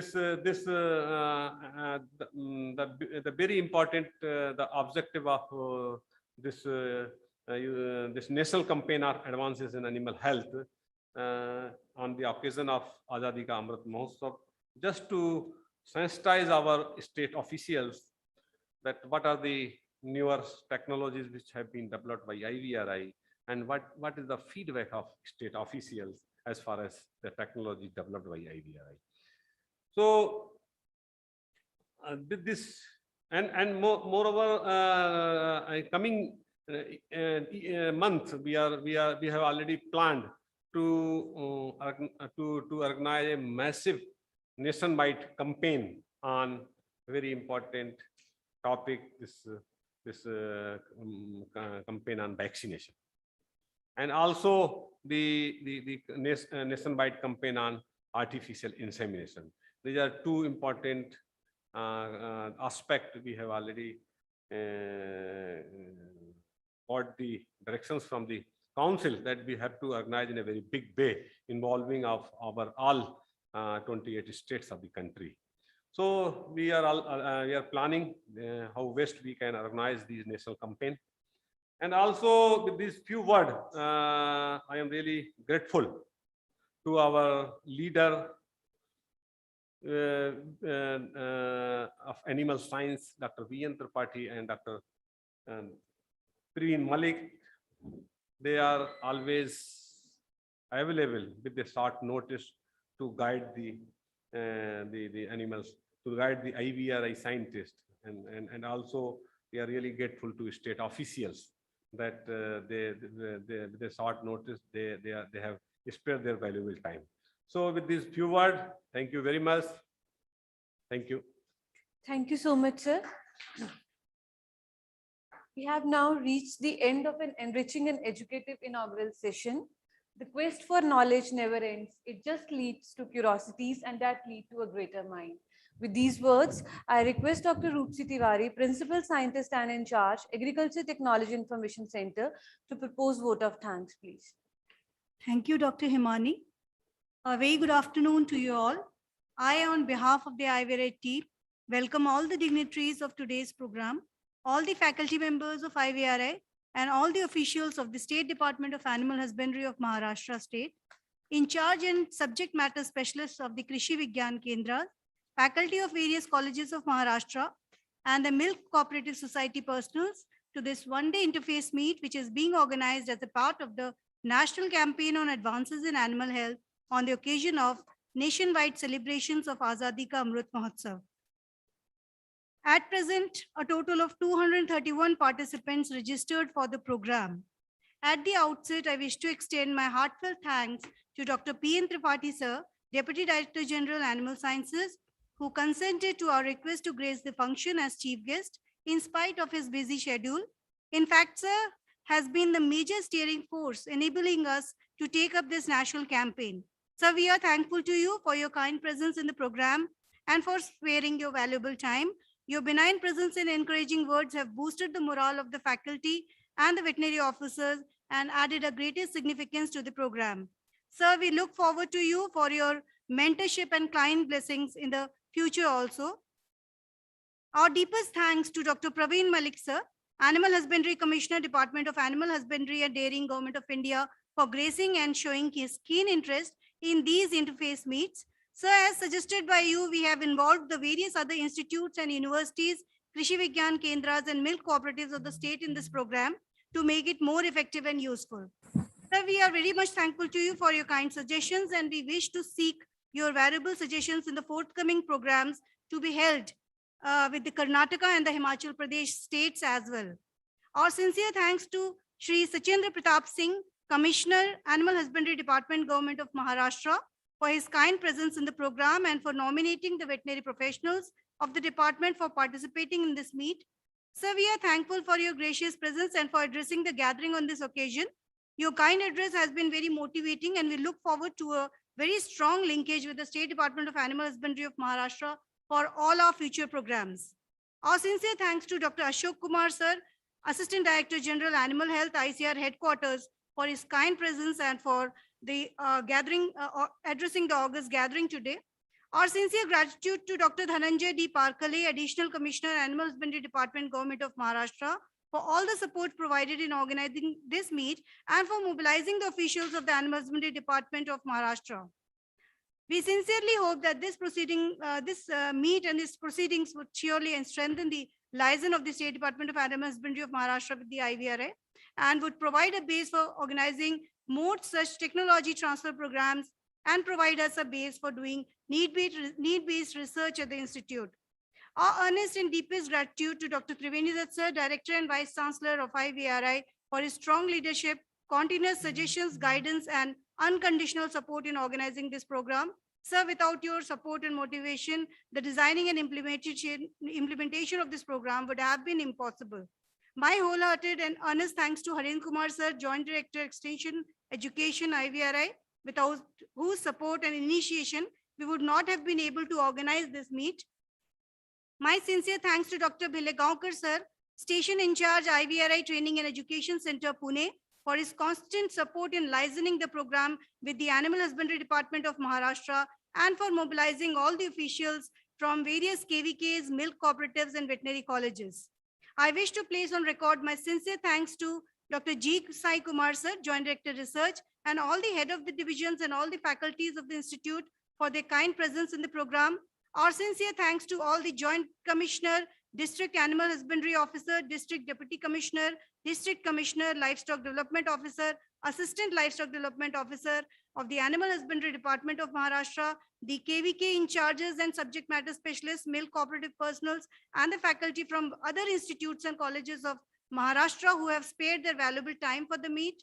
We feel that the deliberations in the meet would be very fruitful in chalking out future research and training programs. Thanks to all the students who have registered and are connected today in this program. I hope that the deliberations in the programs prove beneficial to you. My sincere acknowledgements to the ARIS cell for providing the networking support for this program and the In-Charge Communication Center for providing the news coverage. At last, I would like to place my special heartfelt thanks to IVRI team, especially the team who would be taking up now the next session, that is the technical section, Dr. Mahesh Chandra, Head Extension Education, who is the chairperson, Dr. Suman Kumar, Scientist, VPH Division, who would be the rapporteur, and the esteemed speakers, Dr. K. Bilagaonkar, Dr. P.S. Banerjee, and Dr. S.K. Singh, and all the other team members, Dr. Amit, the Principal Investigator, CAST ACLH project, Dr. Bablu and Dr. Himani, the co-PI of this project, and all the other team members of the Institute for providing active support and cooperation throughout the initiation to the implementation of this program. Thank you all once again. This is the end of the inaugural session, and without break, we would now start the technical session. Thank you very much.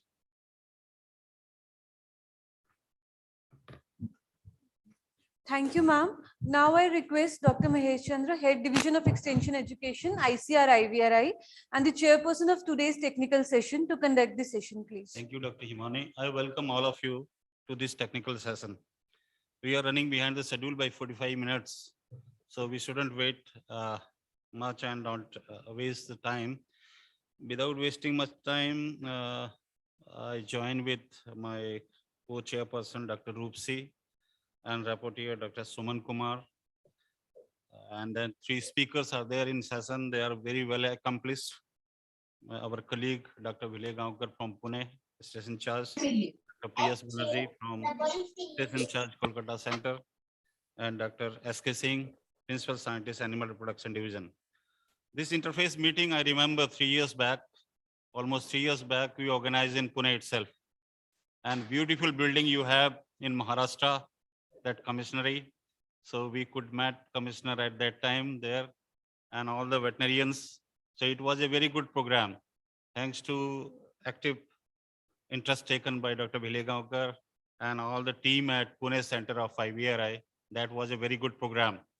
But because of the COVID, now we are organizing this online, and online also there is a significant, very good participation, even more than that, what physically we could do that time. So now with this, I request Dr. Kiran Vile Gaonkar to make a presentation on emerging and re-emerging zoonotic diseases and their control. We know all that zoonotic diseases are very important, and it could be very useful for the field veterinarians. So welcome, Dr. Kiran, for your presentation. And I remind all of you that we have to stick to the time which is given, so that, because online also is a very tiring thing. If we are taking a lot of time, it is kind of a punishment to those listeners. So I will request you, all of you, to please limit yourself to 20 minutes, which have been allotted. Thank you very much. Thank you. Thank you very much, Dr. Mahesh. Honorable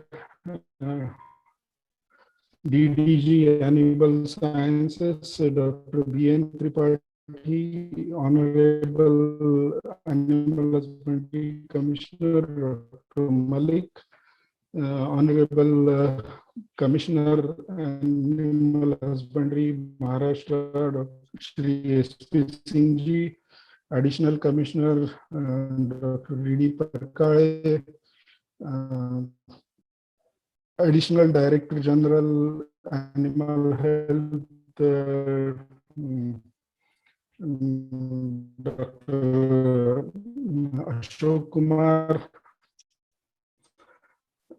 Director IVRI, Dr. Triveni Dutt, all the senior officers of the state animal husbandry department, dear participants, all the colleagues from IVRI. I'll be presenting on the emerging and re-emerging zoonotic diseases and its control. Is it visible? It's okay.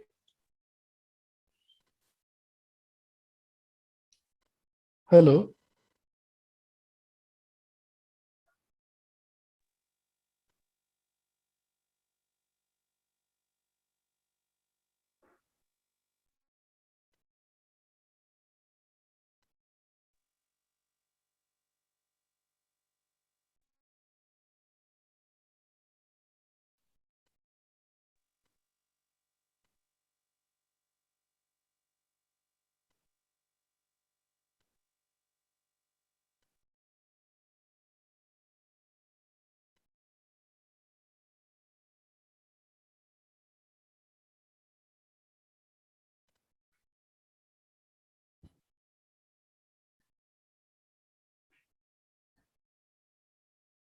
Dr. Vile Gaonkar? Dr. Vile Gaonkar?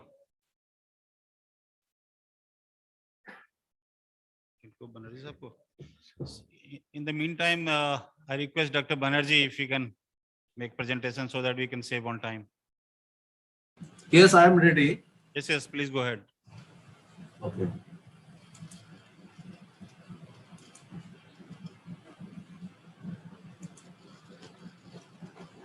Is it visible? My slides are visible? Visible.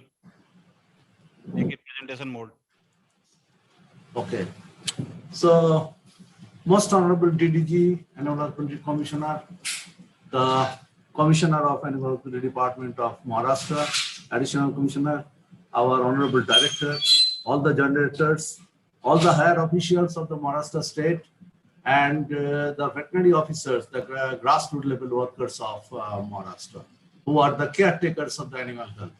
I am here with a small presentation on major parasitic diseases of livestock and their control. And to do this, I had to collect some data from Maharashtra. I was recently at Mumbai Veterinary College and had the opportunity to talk to Dr. Gatne and the other parasitologists, Dr. Bhatkar, Dr. Palampale. I also telephonically talked to Dr. Naladkar from Parbhani and Dr. Kolte from Nagpur, and collected some data regarding the parasitic infections which are prevalent there. Before that, we all know that the parasitic infections inflict huge economic losses. We do not realize actually, and there is no scientific data to validate it in Indian context. Whenever we talk about economic impact, we talk about dollars and pounds and US dollars, but after fishing the literature, I could manage some of the data which are available in the Indian literature. And because of trypanosomosis, we lose around 5,025 crore per year, filariasis around 8,400, and babesiosis this much. So if we just add up these things, then it comes to around 18,356. If we can gain it, if we can stop it, then our higher education budget will be doubled, and the healthcare facility budget will be at least increased exponential. Except we know that except for attenuated vaccines against tropical filariasis, parasitic disease control largely depend upon the vector control or the intermediate host control and chemotherapy, except in filariasis where we have got an attenuated vaccine for vaccination. So the parasitic diseases inflict damage not only directly but indirectly also, because it has been seen that if we can prevent fasciolosis, or rather, in other words, fasciolosis cause delayed puberty, increased intercalving period, and severe loss in milk production. So all these, if we add up, then fasciolosis alone is such a disease which will account for a huge economic loss to our livestock health. Now, what are the major parasitic diseases in our country? If we look at the large ruminants, it is fasciolosis, paramphistomosis, trypanosomosis, filariasis, babesiosis, mange, and tick infestation. Ticks are very important because not only as a direct parasite, they are transmitters or vectors of many bacterial, viral, and protozoan diseases. If we look at the small ruminants, then GI nematodosis, paramphistomosis, fasciolosis, coccidiosis, mange, and lousiness are some of these. If we look at, I will now talk very fast about the important diseases. And if we look at fasciolosis, then I search literature which tells that around 3.29 to 17.65% cattle and buffaloes in Maharashtra are infected with Fasciola gigantica. This is the species which are prevalent in our country. This is the snail which is responsible for the transmission, Limnia auricularia, and these are the adult flukes. And this is the egg which is found in the feces by which we diagnose the infection. And fasciolosis occur in two forms. One is the acute form, another one is chronic form. Acute form is rarely seen in large ruminants, but occasionally seen in buffaloes when the ingestion of large number of metacercari from the herbage go inside and they migrate in the liver and damage the liver. There may be immediate death of the animal within few days. And this is very difficult to diagnose because none of the parasitic stages are excreted in the feces. While chronic fasciolosis, which is caused by the adult worms in the bile duct, can be easily diagnosed by fecal examination. Now, if we look at the basic things about parasitic diseases, in flukes we know that the snails, when they are they multiply inside the snail, ultimately the cercari come out in the water and they swim in the water. These are the cercari which are swimming in the water with the help of the tail. And after some time, they just shed the tail and insist on any green vegetation or any other inanimate objects that metacercari. And these are the metacercari in a small grass blade. And this type of grasses, when ingested by the animals become infected and they suffer from the disease. Now, similarly, amphistomosis is also a problem in small ruminants, particularly in cubs, and the same life cycle pattern is followed. The eggs are here colorless and the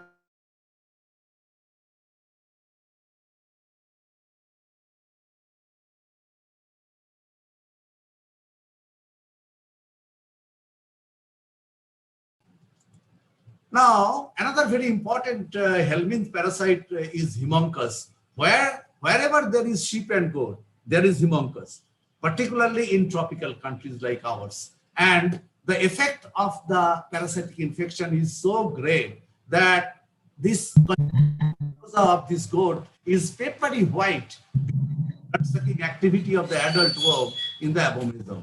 Here, this is one abomasum which is almost carpeted by the adult worms. The reddish things are all worms, and thousands of worms suck blood, and there is gradual loss of blood, and that's why the anemia, and also lead to hypoproteinemia and leading to bottle jaw condition in small ruminants. This is one of the killer disease, or one of the disease which is most important for small ruminant husbandry, and that's why there was a vaccine has been developed, named as Barbarvax or Wormvax. It is marketed only in Australia and few other countries, but it is a native protein vaccine and it is very cumbersome to separate the native protein, HGL, GP and another H11.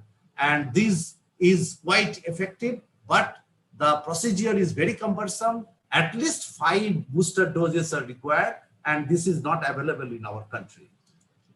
Now, we know that whenever the animals go for grazing, then they pick up the infection, and from where the larval stages migrate in the dew drops. So, one very good measure for prevention of Haemonchus infection is not to allow the animals to graze in the early morning when the larvae crawl up the grass blade and are readily available for the animals. So if we can prevent that, then most of the larvae, they descend to the grass blades and to the ground, which are not available to the animal. Now, another very important, another aspect of Haemonchus infection is that we know, all of us we the veterinarians know, that there is anthelmintic resistance, and hardly there is any anthelmintic which is 100% effective against this parasite. Haemonchus and other gastrointestinal nematodes, they have developed resistance to this anthelmintic, and the reasons are well known to us. It is the heavy reliance on the anthelmintics, that is frequent deworming. I can tell you one story. Once I was inquiring about the deworming schedule in Uttarakhand when I was working in Pantnagar University, and I came to know that all the government sheep farms, they deworm their animals every month. Every month. That means 12 times a month. Greater the frequency, there is greater selection pressure, and the resistant worms will be abundant. And also inaccurate dose calculation and indiscriminate use are some of the. Moreover, grazing on the same pasture by the animals is also one of the reasons for anthelmintic resistance. So what to do? We have to decrease the usage of anthelmintic, and this is possible when we know the bioclimatograph of the parasitic diseases. When the parasites are available in maximum numbers in the pasture, when they pick up the infection, and when we should treat the animals. So this is very important. Another thing, that whenever we go for anthelmintic medication, we should assess the treatment efficacy. And that is important for any successful treatment. I have given one anthelmintic. What is the result? That can be assessed after 10 days of medication by a repeat fecal examination. And if it shows that the eggs are still coming, that means the treatment is not 100% successful. So we can assess that and we can take necessary step. Another very important thing is that a previous or a very long-term concept was that mass medication, treatment of all the animals at a time. That is a very bad concept, and nowadays it is not at all practiced. So there is a distinction between who are to be treated and who are not to be treated.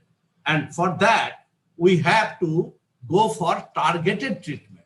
Only those animals which are showing clinical signs should be treated and others should not be treated, so that the population which comes in the pasture is a mixture of resistant as well as susceptible strain.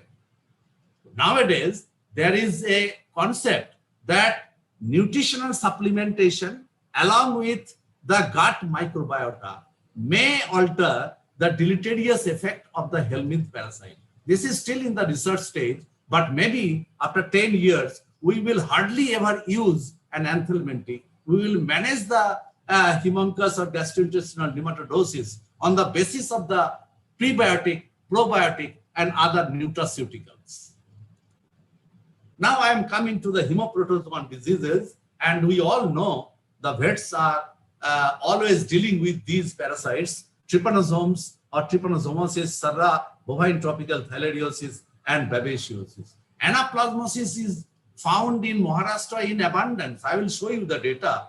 And this is not a protozoa. This is actually a bacteria. That's why I have separated it out. Now, if we come to trypanosoma, it has got a very wide range of hosts. Equids, dogs, camels, cattle, buffaloes, all are get infected. But the most deleterious effect of trypanosoma is found in equids, dogs, camels, cattle, and buffaloes. Wild animals are also infected, and the prevalence in Mumbai region was found to be alarmingly high, 29.64%. But only 10 out of 75 animals, means buffaloes, were showing the clinical signs.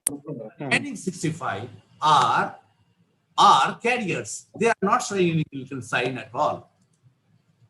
Now, we all know that that there is a prevailing concept that the animals, they move in a circle. I have seen it only in a black pug, which we were investigating, the mortality we were investigating in Chhattisgarh. And this type of circling movement is also found in buffaloes. But friends, here is one caution, that this type of circling movement may occur in many other CNS disturbances. So it should be separated from trypanosomosis, and then it should be differentially diagnosed, and then only the treatment should be instituted. Now, generally, we diagnose the infection by thick and thin blood smear or microhematocrit centrifugation method. This is a very good method. You take the blood and thus centrifuge at 1000 RPM for 5 to 10 minutes, and then examine the buffy coat. Here, the concentration of the parasite with the maximum. Animal evacuation is not possible for a field veterinarian. Serological tests are also not available. But yes, Nivedi scientists have patented one technique for ELISA, and that may help in the seroprevalence study of trypanosomosis. Molecular techniques are restricted to some of the laboratories in the state only.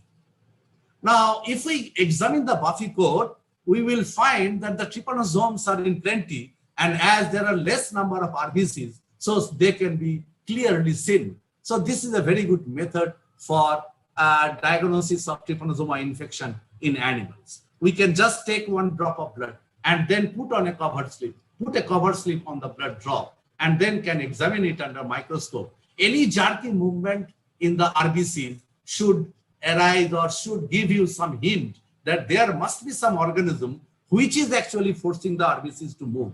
And then that particular area may be examined under higher magnification when the trypanosomes can be seen. Thin blood smear always reveal the trypanosomes. It is very easy to diagnose. Chemotherapy is already known to you, and Berenil resistance of trypanosomes to Berenil has been reported from many parts of the country. That's why people are now opting for quinapyramine prosalt and isometamedium chloride. So after diagnosis, you must assess that which drug you should go for, and then you should select that particular drug. And as Berenil is being used for since long, so resistance has been reported from many parts of the country. Now, in case of cattle and buffaloes, trypanosoma infection is a very tricky thing, and there is varied response in this group of animals.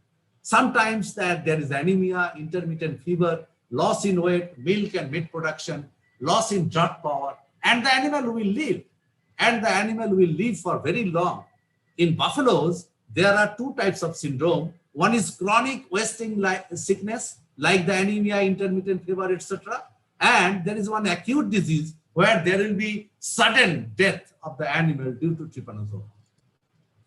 I'm coming to bovine tropical thalidomide. It is a blood protozoan and is transmitted by one tick, and the clinical signs are known to you. But one thing, that the swelling of the superficial lymph node and the face and coughing, these are the two most important clinical signs which should give you some idea about bovine tropical thalidomide. And I have searched the literature from Maharashtra.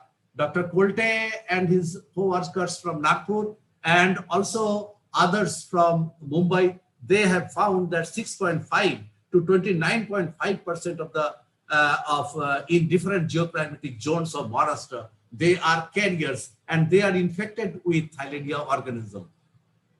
It is certain that this high percentage of infection is because of the text which they adopted, and here they actually identified the infection through PCR. Only blood smear examination may not give you the right picture. Now, blood smear lymph node aspirate is the material which should be checked first, because when the animal becomes ill, then the pyraplasms in the RBCs are not found. But the lymph node aspirate will demonstrate the Cox blue bodies. Serological tests are of no use for field veterinarians, and molecular techniques are also restricted to select labs. Now, if you look at the blood smear, then you will find the typical pyraplasms in the RBCs and also the Cox blue body inside the monocytes. I don't call it lymphocyte because the Cox blue bodies are also found in monocytes. So these are the mononuclear cells, and this type of Cox blue body are found first and then the pyraplasms. So if you take the lymph node aspirate, then you can find the Cox blue bodies as it is found here. And as it is, this monocyte has got a Cox blue body in the cytoplasm and which is ruptured. So now the Cox blue body is outside. So this is the stage when the treatment will be most effective. Now, when the parasites has already reached the RBCs, at that time, your treatment may not be that much effective. And the damage which is done in different organs, including the lungs and the abomasum, where we find the punched out necrotic ulcers. Here, the ulcers are in the process of healing. That's why you cannot recognize that these are ulcers. But the animal died, and then in postmortem, this type of healed ulcers in the abomasum was noticed. Treatment is very simple and very effective. Buparvacon is the drug of choice. Nowadays, it is used twice. If the first dose is not completely curing the parasite, then after 48 to 72 hours, we recommend a repeat treatment. Now, there is some report of resistance against buparvacon. Until 1996, it was highly effective. The first report came from Tunisia, later on from Sudan, Turkey, and Iran. And do you believe this research was carried out on the request of the field veterinarians who experienced treatment failure in field? And that's why this research was carried out. And it was found, yes, there is point mutations in cytochrome B gene and TAPin gene, which is actually responsible for buparvapon resistance. From our country, we listen that the field veterinarians tell that it is not effective, the drug is not effective, but yet there is no scientific proof about the efficacy of this drug or resistance of Theileria against this drug. It is, you have to decide whether this non-responsiveness is due to delay in instituting the treatment or because of the resistance. So here is a point of caution for the field veterinarians that whenever an animal is presented with high fever, swelled lymph node, you go for lymph node aspirate rather than blood smear examination. And on the basis of your finding, you institute the treatment, your result will be fantastic. This is the live attenuated vaccine marketed by Indian Immunologicals. It is practiced by organized dairy owners, but not in the field. I know in West Bengal, the government has instituted the program of vaccination against Theileria with this vaccine. And in some of the select districts, this vaccine has been already used. Now, another word for the field veterinarians, Nivedi has got a site where you can see the forecasting of different parasitic diseases and other diseases also in the month of October. I just searched whether in the month of October 2021, there will be any forecasting of protozoan disease, theileriosis. I found that Nashik has got a very high risk of theileriosis in coming month, not the other districts. Similarly, you can search for other diseases. So this is a good tool. You can prepare yourself for this type of outbreak or any emergence. Coming to babesiosis, it is not a very major disease. You can find 1.3 to 3% animals were found positive for either Babesia bigemina or Babesia bovis in Maharashtra. Major work was carried out in Parbhani by one of our predecessors, late Dr. U.V. Sastry. And his findings are excellent. And we still believe that babesiosis is still present and in a very low level. Now, we all know that the urine will be red in color. There is icterus and also anemia. And there is no report. These are the thin smear where you can find the organisms in the RBCs and can be easily diagnosed and can, this is a very severe infection in a 8-month-old calf. And these are the ticks, larval ticks, which are attached to the wall. And the larval ticks, if they are born of the eggs from a mother tick, which has sucked blood from Babesia, all will be infected. Almost all the larvae will be infected because it is a trans-ovarian transmission. So they are potent source of Babesia for other animals. Chemotherapy is still perennial, but nowadays it is imidocarb dipropionate as a subcutaneous or intramuscular injection of 1 to 3 mg per kg, which is highly effective against bovine babesiosis. New antibabesia drugs search is on, and there is promising result from some of the candidates, but still they are not in the market. Now coming to anaplasma, which is a rickettsial organism, it is also transmitted by ticks and also blood-sucking arthropods like tabanid flies and stomopsis. 53 Banerjee? and 3. Excuse me, Dr. Banerjee. Yeah, I am. Time is over already. If you can wrap it up fast. Yes, I am finishing within 2 minutes. 53.3% cattle were found positive. So there is always a risk of anaplasmosis in our cattle. We can diagnose very neatly by a blood smear examination, and the animals will have severe anemia and chemotherapy by the oxytetracycline 20 mg per kg. This is a very effective drug. Tick infestation and mange is also a serious problem. We have multi-drug resistance reported in ticks from all over the country. So tick control is really very problematic. Some of the herbal preparations have already been, the technology has been transferred to companies, and this is maybe a adjunct to the chemical control. Now, in IVRI, we have developed a mobile app, both in Hindi and English, which is available in the Google Play Store, and also a color atlas of parasites of veterinary importance has been published. You may take the help of these two tools. Thank you very much.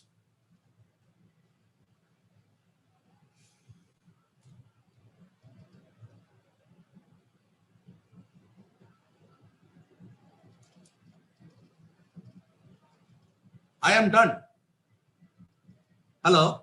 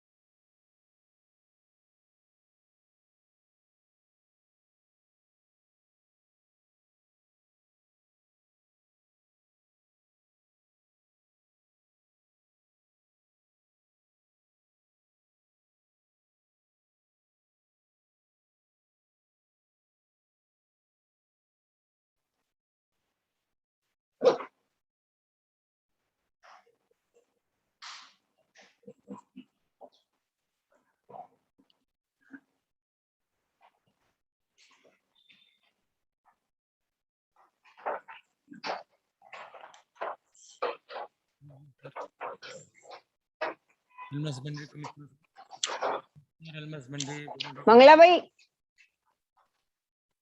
Additional Commissioner Animal Husbandry, Government of Maharashtra, ADG Animal ICR, our worthy director, all joint directors.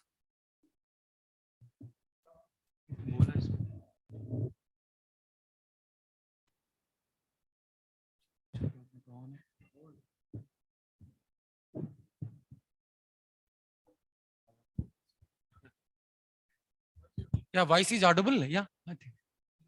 Hello. Yeah. Yes, Dr. Sanjay, it is audible. Thank you very much, ma'am. Yeah, most respected Honorable DDG sir, and Animal Husbandry Commissioner Dr. Malik sir, Commissioner and Animal Husbandry Government of Maharashtra, Sri SP Singh ji, Additional Commissioner Animal Husbandry Government of Maharashtra, Dr. Dhananjay D. Parkale sir, our worthy director Dr. Trivinder sir, all joint directors, ADG Animal Health ICR.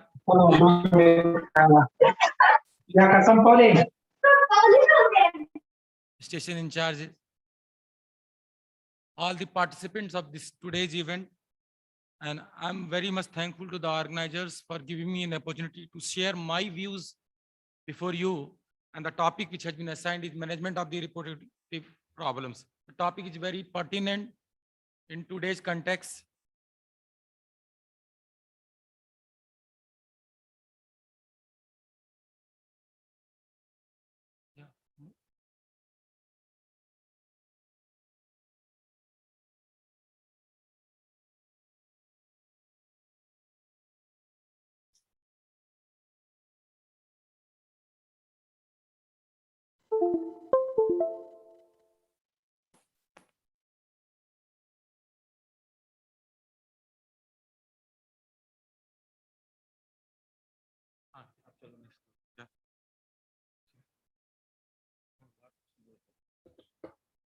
Yeah, as you know, the efficient reproduction is very vital for the vital component of the livestock development program and its success. And reproductive efficiency, as you say, the maximum use of the reproductive capacity of the animal is of considerable practical as well as economic importance. It can be enhanced to a certain limit by modification in the traditional methods of breeding, feeding, and management. Over the years, genetic selection and scientific management practices, they have increased milk yield, but simultaneously it has also compromised the reproductive efficiency, and around 20-30% embryo dairy animals, they are culled every year on account of infertility. That is a major concern, and the situation is almost same across the states.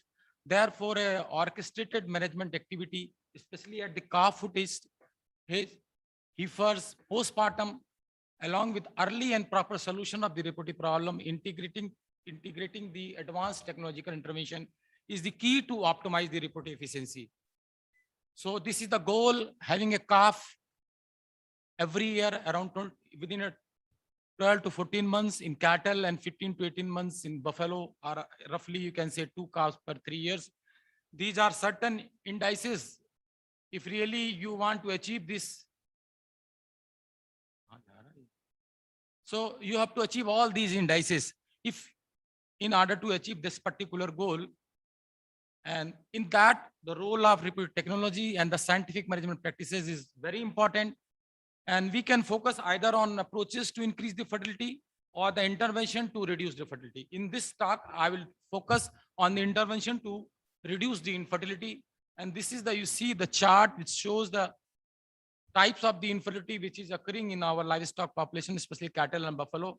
And where the anistrus, substrus, and repeat breeding across the state, they are the major concern. There are certain conditions where we don't have much role, or we cannot play much, like genetic causes, congenital abnormality. However, the situation is delayed puberty, sexual maturity, anistrus, substrus, repeat breeding, besides cystic ovarian generation, nutritional deficiency, and other reproductive disorder like uterine infection, RFM, and abortion. They are the major reproductive disorder across the state. And in general, if you see, the incidence is quite high. And the losses, because as such, I couldn't find any losses very recently in India done for reproductive efficiency, except one report in Dairy India in 2007. It is around 500 crores, and it is around 13-15 years back story, you see. And the losses are very much, but we don't have that data. But in general, one roughly estimate says even one day anistrus accounts for 193 rupees per day in cow and 370 rupees per day in buffalo. So if you see the situation in Maharashtra, I have tried to find out some of the observation survey which has been done by even IVRI team Pune. And they have shown the repeat breeding is the predominant reproductive problem in the all region of the state, followed by the nutritional deficiency. Another reports, when you say it shows anistrus, metritis, repeat breeding, and retention of placenta. They are the major reproductive problem. Another survey also indicates similar type of the problem, but retention of placenta, abortion, and stress repeat breeding. So I will just focus on these 3-4 problems. And the major limitation to exploit production potential is poor reproductive efficiency, and that brings the calving interval to such an extended period. There are 3 basic issues are there. Either animal is not able to display the proper sign of the stress, that is in the form of substress, or there is an absence of the ovarian activity resulting into anistrus. And third and most important is the embryonal mortality leading to the repeat breeding conditions. Besides specific and non-specific infectious causes, nowadays non-infectious causes are having more importance than these specific causes, like increased uterine PGF2 alpha, delay or insufficient production of interferon tau, there is a luteal insufficiency or higher estradiol concentration during the critical period of the embryonic development. So you see how much losses embryonic mortality is around 40 to 50% in case of bovine, highest among the all livestock species. And most of the losses, they do occur up to day 16. And if you see this chart, initial losses, we don't have much control, 20-30%, because at initial development, embryo is either in the oviduct or it comes in the uterus and it has not hatched out. The moment hatching process start, the problem start. So around this 40 to 50%, where the whole globe is working from the window of day 7 to 13-17, before the onset of the MRP. This is the window where whole globe is working and we are also working them. So if you see the scenario in the non-pregnant animal, what happened? The cyclicity is being maintained by the non-genomic action of the oxytocin, which is released from the corpus luteum, and it acts on the OTR receptor of the endometrium, which bring down the increased PGF2 alpha, and that curtail the lifespan of the corpus luteum and luteolosis occur. However, the pregnancy, in the event of pregnancy, interferon tau, conceptor-derived proteins, which are being produced by the developing conceptors, they bring down, they down-regulate the OTR receptor. So whatever oxytocin is available, it is not able to act on the endometrium. That's why progesterone is being secreted and it maintains the pregnancy. So based on that, certain principal strategies they have been framed. Can we inhibit PGA2 synthetic enzymatic machinery? Can we increase antilytic stimulation by the conceptus? Or can we increase the luteal phase progesterone? And can we decrease the luteal phase estrogen concentration, especially during the critical phases? So based on that, certain strategies have been framed, and we have worked a lot on these particular areas. Like first strategy which has been framed, can we increase luteal phase progesterone production? Now it is possible. We can use SCG on either day of the stress, day 5, day 12, or insulin at the rate of 0.2 IU per kilogram body weight, or any other progesterone supplementation, and it works very well. Further, can we decrease the luteal response by the maternal unit? So if we are able to reduce the PGA2 concentration by using some COX-2 inhibitor like meloxicam or some nutraceutical like PUFA, they are very helpful to increase the fertility. Third approach, which has been tried to decrease the effect of estrogen, whenever there is a higher concentration of estrogen, it destabilizes the conceptus. And so use of GnRH either at the EI or 11 day 12 post EI have been worked good. So another strategies which is gaining nowadays with the introduction of ultrasonography, can we select some of the animal based on the size of the pre-ovulatory follicle? The size of the pre-ovulatory follicle will be more, then we can think of a better CL, and better CL means more progesterone, and then pregnancy can be maintained. So this is the work which we have done in our NFBSRA project, and we could get with all these strategies using COX-2, PUFA, SCG at different point of time, insulin or GnRH, around 10 to 25% increase in the consumption rate. So if really we want to manage the repeat bleeders, really we have to rule out the wrong insemination timing. That is a very important issue. Wrong insemination technique, issues like endometritis, subclinical endometritis, especially errors in the heat detection. If we are through, we can rule out all these things. Even then animals are repeating by either by day 25 day post EI or 35. We can try GnRH at different point of time for the success of such type of the cases. See the role of artificial insemination. Now our Commissioner, Environment Commissioner also pointed out, DDG have also pointed out, yes, role of artificial insemination is very important. Though we have introduced the technology, but we could not achieve the success which we really want. So insemination at the right time, by a proper heat detection procedure, at the right place, and after proper thing. It's the most important for the success of EI. If really we want to improve the success through EI, as well as we want to reduce repeat bleeder, we have to improve this aspect. And EI with accredited semen, nowadays it has been very popular now using sex semen either by NDDB or genus ABS to reduce the number of the unwanted males in the cow. So these are some of the tools which has been developed by our institute. It is a crystoscope which detects the estrus based on the fund pattern. Even certain devices are also available in the market nowadays. They direct the place of the insemination, so that helps in that. So another area where we can think of using some ART techniques like stress synchronization, wherever there is heart size is good, combining EI, that two timed EI with stress synchronization, it offers additional economic and managerial advantage as it avoids the stress detection. So stress synchronization with progesterone devices like PRID, CIDI, CRISTAR, Synchromed B, or PGF2 alpha in single or double doses, and or recent protocols like GPG, O-Sync, Co-Sync, and Select Sync. Many programs are there along with time. They have shown a very, very beautiful results. If it depends what type of the program you want to use. So ultrasonography is another introduction in this particular field. It really helps in the diagnosis of various forms of the infertility, especially ovarian disorder, besides using helpful for the early pregnancy diagnosis. These are some of the photos of the ultrasound, how the follicle look like, how the corpus luteum look like, how the embryo at their 30-35 days. So another some of the photos are embryonic vesicles and early embryonal development. So by using ultrasonography, we can go for all follicular dynamics study, and we can also diagnose the anovulation by doing ultrasonography at 7 to 10 days interval. So another important area, and stress is very important, and the name itself indicates it is the absence of the stress. Basically, there are two forms of the stress. One is the true stress, where there is animals are having a small ovary with no palpable CL, and they do not exhibit the stress, behavioral sign of the stress, because it is a cyclic situation. Another situation when there is a presence of the CL, but behavioral sign is not there. So that is a substress or silent stress. Major reason is malnutrition, heat stress, loss of body condition, poor nutrition altogether. Hormonal disturbances are also responsible. Deficiency of the macro and micro minerals, they are very important. And there are certain diseases which may play a role in the occurrence of the sinistrous condition. The condition is more common in the buffalo and especially in the field condition.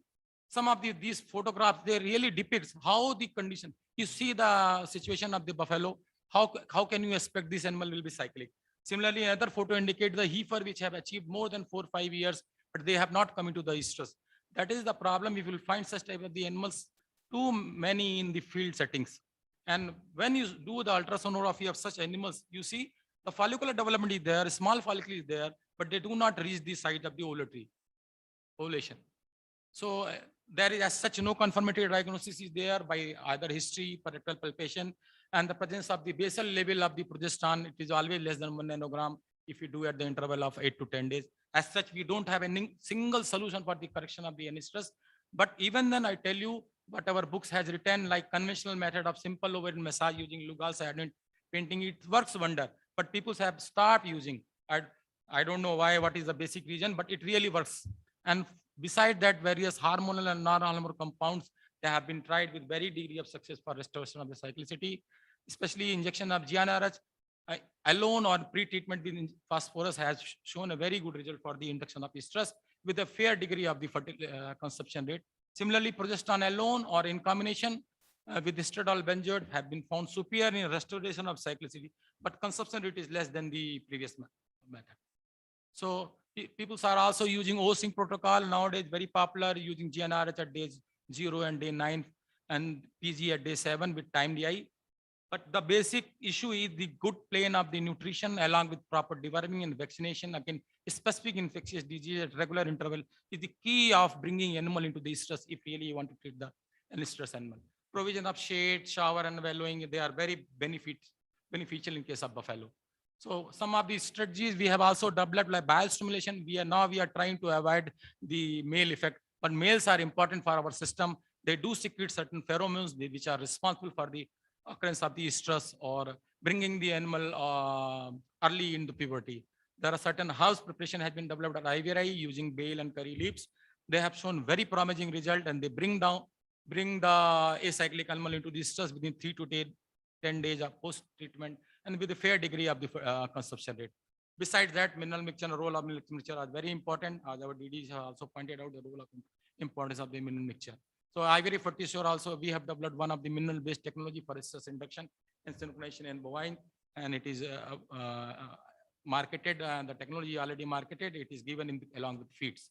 So third important cause is uterine infection. It is a very important cause, and there are major affection of the uterus are either endometritis, subclinical or clinical, metritis, pericollometritis, or pyometra. Subclinical endometritis, as the name itself, subclinical, which cannot be diagnosed by visual eyes. The most common under field is the foreign conditions. There are certain, and you can diagnose by using cytobras. Endometrial cytology. Whenever the percentage is less than 5%, then you can declare the uterus is healthy. The moment it goes beyond 5% PMN concentration, you suspect the animal is having endometritis. And then a third photo shows the purulent endometritis. A lot of pus and all those is there. These are some of the photos of the endometrial cytology. Another test we can use at field white side test. It is just a very simple test. You take the exudate and mix it with 5% NOH, and it will give on boiling. It will give the yellow color. See the some of the structure uterus which we are getting at field level. You don't expect anything. I think I don't such type of the animals going to be pregnant. That's where they are going to be slaughtered. Another condition is pyometra. At the name itself, accumulation of the pyometra. It is the open surface pyometra. PGF2 at normal luteolytic doses. It helps in the luteolysis and contraction of the uterus for expulsion of the exudate and bacteriological clearance, followed by initiation of the cycle within 3 to 5 days.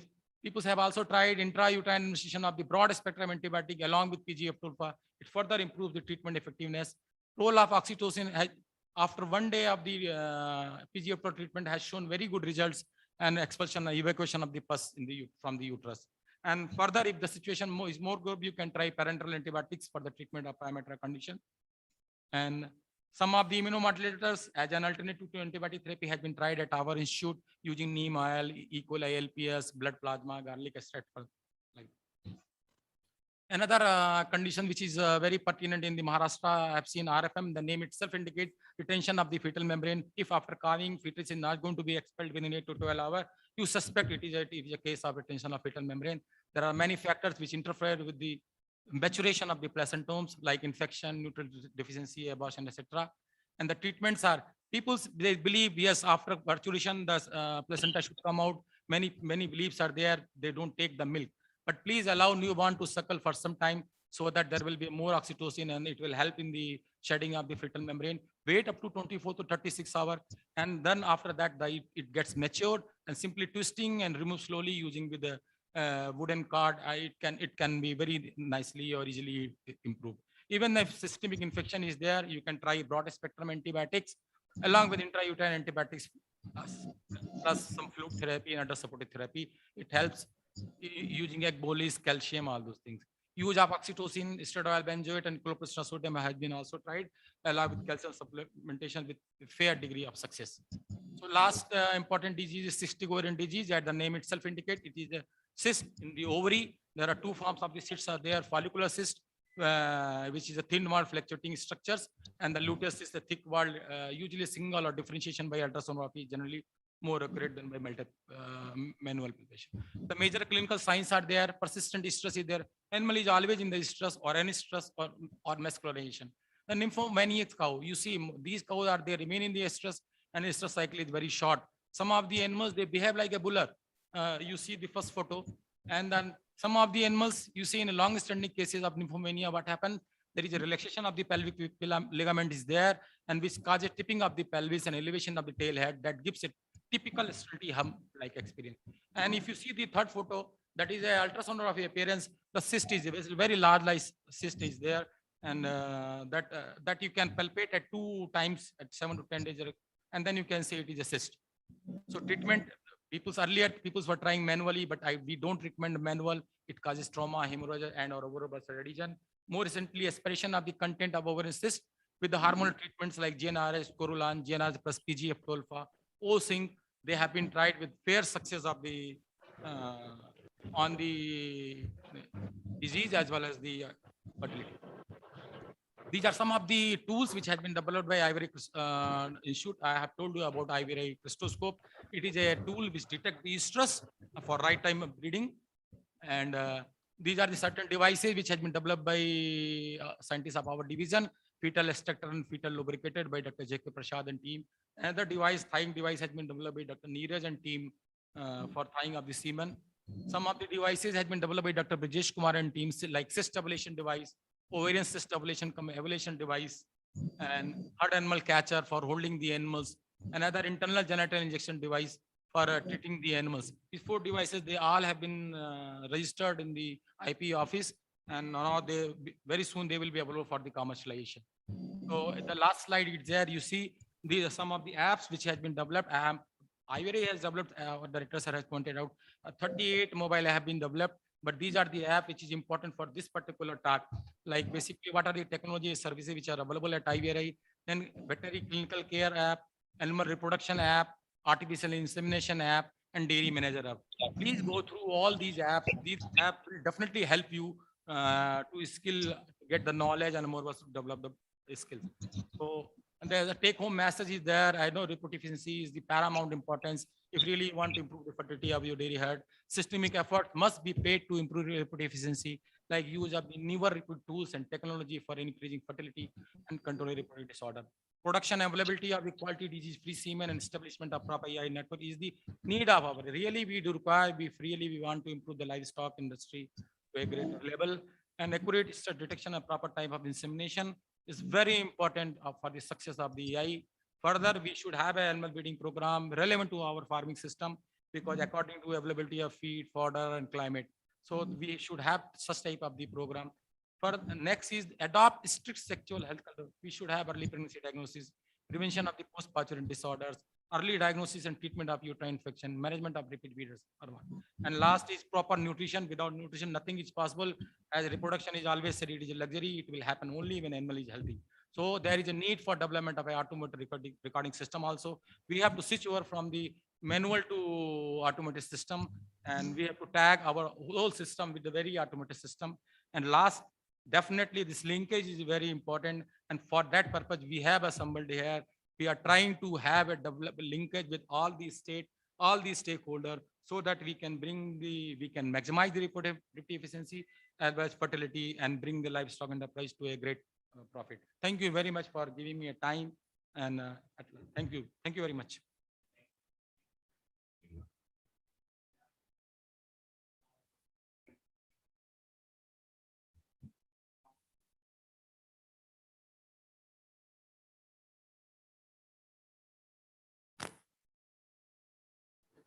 Dr. Vilegaonkar? My sharing has been disabled. Okay, now it's open. Okay.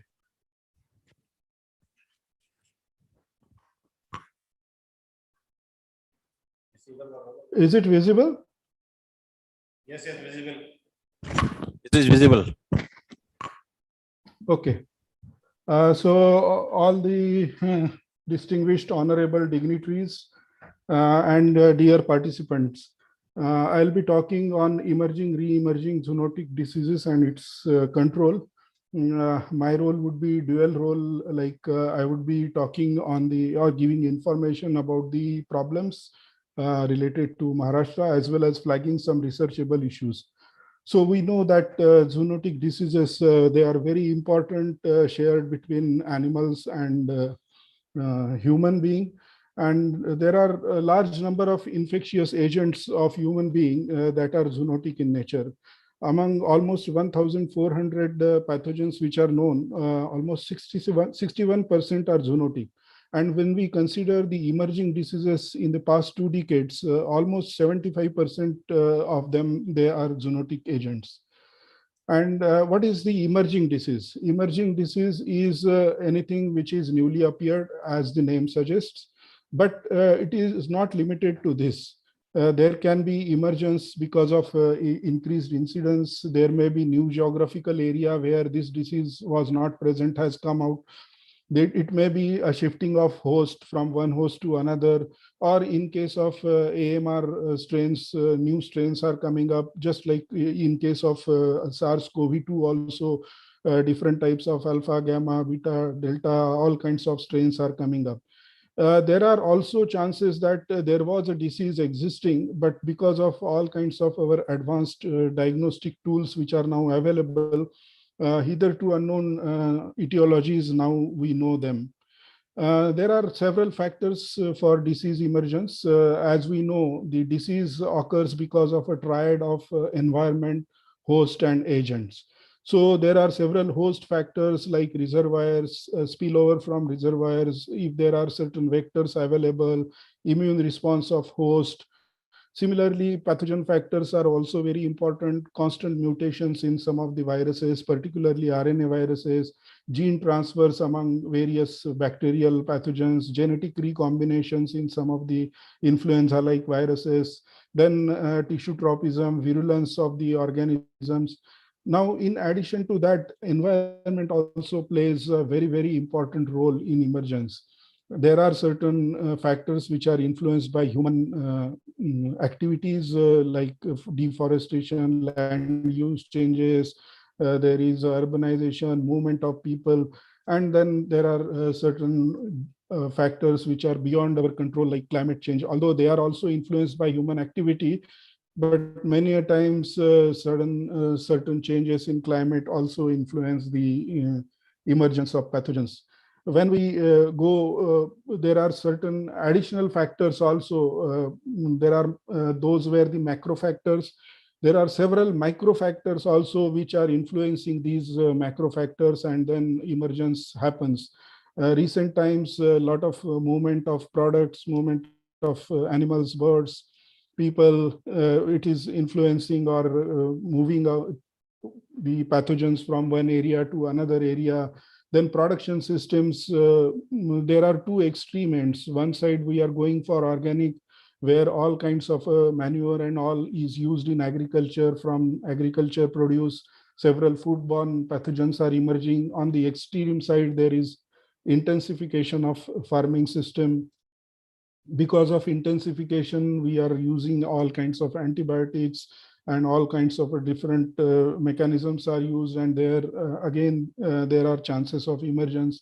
So many factors influence the emergence. Usually there are 5 stages of emergence. The first stage, it is within the animal, it is not going out. Second stage, from animals to human, there is a limited spread, a very limited kind of spread. And as you go up, the final stage is that it establishes in human being and starts transmitting from one human to another. Very classical example of recently we have seen COVID-19. It is now totally established in human and very rapidly transmitting from one person to another. Several transmission pathways are there for all kinds of emerging diseases, like direct contact with all kinds of secretions and animal itself. The CCHF is the important example which is emerging. Then there are vector-borne infections. Vehicles and food-borne infections are very important emerging issues world over, and airborne infection in several respiratory diseases.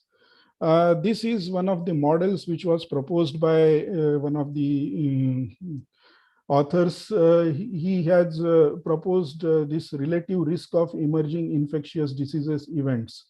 And through that model, they propose that this area, which is encircled in red, is an important area for events.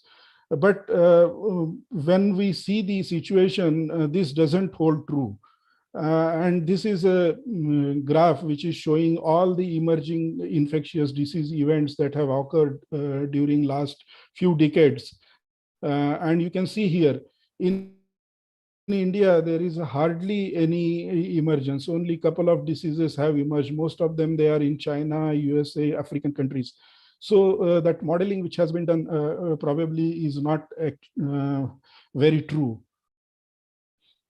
Very huge impacts are seen because of these emerging diseases. You can see here the SARS, which was emerged few years back, then swine influenza, avian influenza, very recent examples of Zika.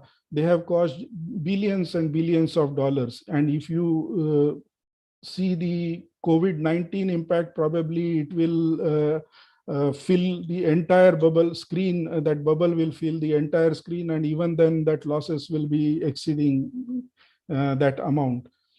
In Indian context, these are some of the recently emerged diseases like avian influenza, swine flu, Nipah, and all kinds of different bacterial infections, foodborne infections, AMR issues also all over the world. It is a very important issue and also seen in India.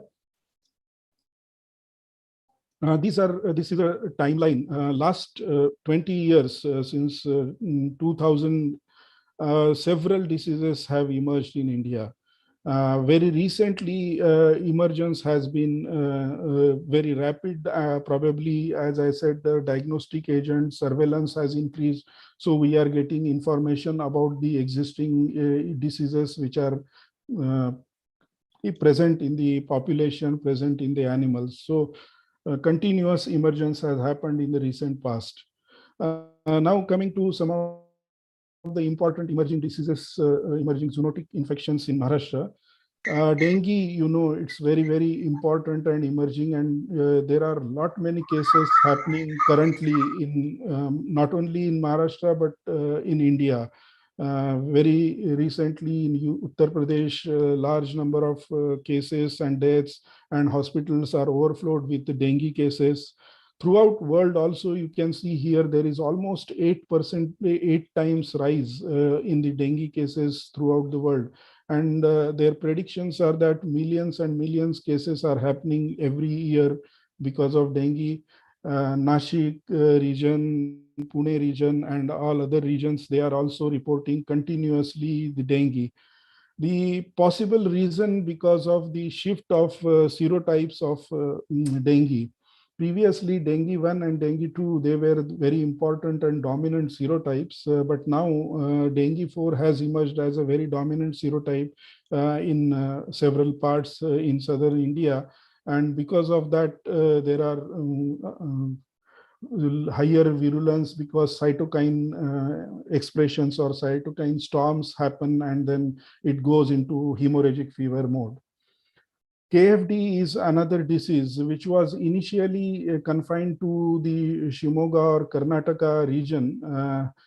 This is also known as a monkey disease or monkey fever. The monkeys, they act as an amplifier host, and several rodents and other species like squirrels, porcupines, they also harbor this infection.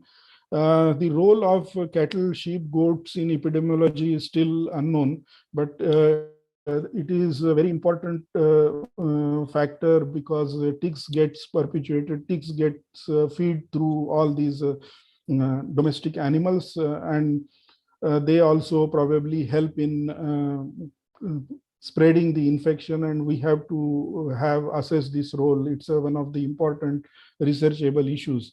And in recent years, it has now migrated towards Maharashtra, and the Konkan belt, Sindhudurg district has been showing the cases, all the human activity, human positive cases, tick positive cases, monkey positive cases. And this was a graph. This is a map of 2015-16. From 15-16, in 16-17, it has grown towards the additional talukas of Sindhudurg districts. And they are now tracing the tick abundance and the tick population across this region. But only tick abundance or tick population doesn't indicate the risk. We have to also see the virus circulation in the ticks, or we have to go for vulnerable population. So following ticks and doing work on ticks is also one of the crucial areas to be taken up. Crimean Congo hemorrhagic fever is again a very severe viral hemorrhagic fever. Large case fatality rates are reported in human beings. Domestic animals, they do not show any symptoms, but a wide range of domestic animals, they are the host for this infection. Transmission can happen through multimode, through ticks also, by direct contact with live animals, direct human-to-human transmission, contact with all kinds of secretions of infected secretions. This disease gets transmitted. And this was seen in mostly Gujarat region, Rajasthan areas. And recently, as in the previous slide, initially it was in Kutch area. Now recently it has moved downwards towards southern part of Gujarat. And there was an alert sounded in Palghar district of Maharashtra regarding this. And a recent study in 2021 carried out shows that the ticks are present, which are transmitters, that is Hyaloma species, but they have not investigated the presence of organism or virus in these ticks. So that is one of the factors which is very essential. And we know that a lot of sheep are migrating, a lot of cattle are migrating from Gujarat to Maharashtra and down. So there are all the chances that this may be one of the carriers of the infection, and it may enter soon. Nipah virus, it's a very dangerous, very fatal disease. In 2018, it emerged in Kerala, although it was seen in India in 2002. But in 2018, large number of cases happened with high case fatality rate. Fruits, they are also supposed to be one of the half-eaten fruits by bats. They are also supposed that they may transmit disease. So there was a huge loss to fruit industry during that period. It is a very classical disease with many routes of transmission. And how it emerged is also a very interesting story. There were large commercial pig farms, that is intensification of pig farms happened, which encroached in the area of the fruit bat habitat. And they also planted fruit trees around that pig farm for the feeding of pigs. And this gave way for fruit bats to come on the fruits, and then half-eaten fruits, they were fed to swine, and thus it entered into swines, and through swines, outbreak happened to human. and there were a large number of pigs that were culled during that time. In Bangladesh also, this is a very interesting story. The veterinarians, they investigated this. The raw palm sap, we call some nira kind of a liquid, that also was considered as one of the sources for the Nipah virus infection through case control studies. And how this was investigated, it was investigated through nocturnal bat activity through infrared cameras. And you can see here, the bats are continuously going and drinking this palm sap, which is kept for collection on the tree. So this type of collection tree pots, they go frequently, drink it, and through their saliva, probably this palm sap got contaminated, and then probably infection might have occurred in those. Again, alarming, very recently, one death has been reported in 2 weeks back in Kerala. One boy died, but fortunately, all the 280 or 290 contacts which were suspected to have a contact with this boy, they were negative, and they were isolated, and all of them, they are negative. There is, in respect of Maharashtra, this is again a very recent study in August. There is a possibility of Nipah virus, both by RT-PCR as well as by serological evidences. They have shown that Rosetus as well as Pipistrellus, these two bats, they harbor, they have found to harbor Nipah virus, and this was done in the near Mahabaleshwar, Satara. So the particularly the Rosetus species is a fruit bat. So transmission from this has to be investigated further. This is an insectivorous bat. They live together, so probably they acquire infection from each other. Avian influenza, our commissioner has already told that it is one of the very important infection which has hit India, Maharashtra last about 6 months back, and heavy economic losses, they are occurring since 2006 in different parts of India because of this disease. Human cases also, they have been reported from different countries, almost 860 cases they have been reported. Very high fatality, 53% case fatality rate, 456 deaths have been reported. The first case from India of avian influenza was reported in July 22, 2021, very recently reported from the northern part of India. Scrub typhus is an important disease, particularly in Vidarbha region. It is constantly happening, causing deaths as well as huge hospitalizations in different parts of Vidarbha region. It's a mite-borne, this is a bacterial pathogen, Orencia tsutsugamushi, transmitted through mites. And Nagpur Veterinary College, they are doing a very good work in this aspect. VPH department, they are being referred, all the human samples also are being referred to the Nagpur Veterinary College for diagnosis. Japanese encephalitis, which was not present in the Pune region, not endemic zone. Very recently, we have seen few cases or increase in the cases. So this is one disease which has to be looked into. Zika virus, up till now, there was no case of Zika virus reported, but the first case in Purandar Taluka of Pune district was reported very recently in July. So we have to be a little careful about this virus also. COVID-19, I would not go into details of this. We all are aware and we all are experiencing this. But I would like to highlight here that large number of outbreaks of animal infections, they have also been reported. This is a OIE report. A series of report of OIE are coming. This is up to August 31st. 572 outbreaks have occurred, 30 countries in 12 different animal species. It has been observed. This is a map of animal diseases in different parts of the world. For control of emerging diseases, the most important approach is One Health approach. We are listening to One Health approach in recent years. Every now and then this approach being talked, and after COVID-19, this is now a keyword or buzzword. It is nothing but a collaborative or multi-sectoral approach which investigates all the interconnections between the human being, between animals, between plants and their environments.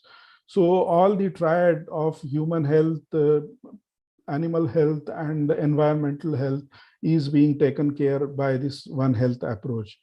And the strategic framework for this One Health approach is the first component is the risk assessment. All scientific inputs, they go into this risk assessment. What is the disease burden? What is the spread, either spatial or temporal?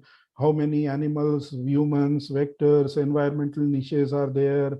And after all these inputs, you have to prioritize disease, and then there is a risk management, all kinds of options for risk management, like vaccination, treatments, policy decisions, like joint response of different teams, laboratory system surveillance or strengthening of laboratory system. And finally, risk communication is also very important tool, because unless and until people are aware of all these risks, they will not take appropriate precautions. So for risk assessment, there is a tool developed by FAO, OIE and WHO, which is a joint risk assessment operational tool.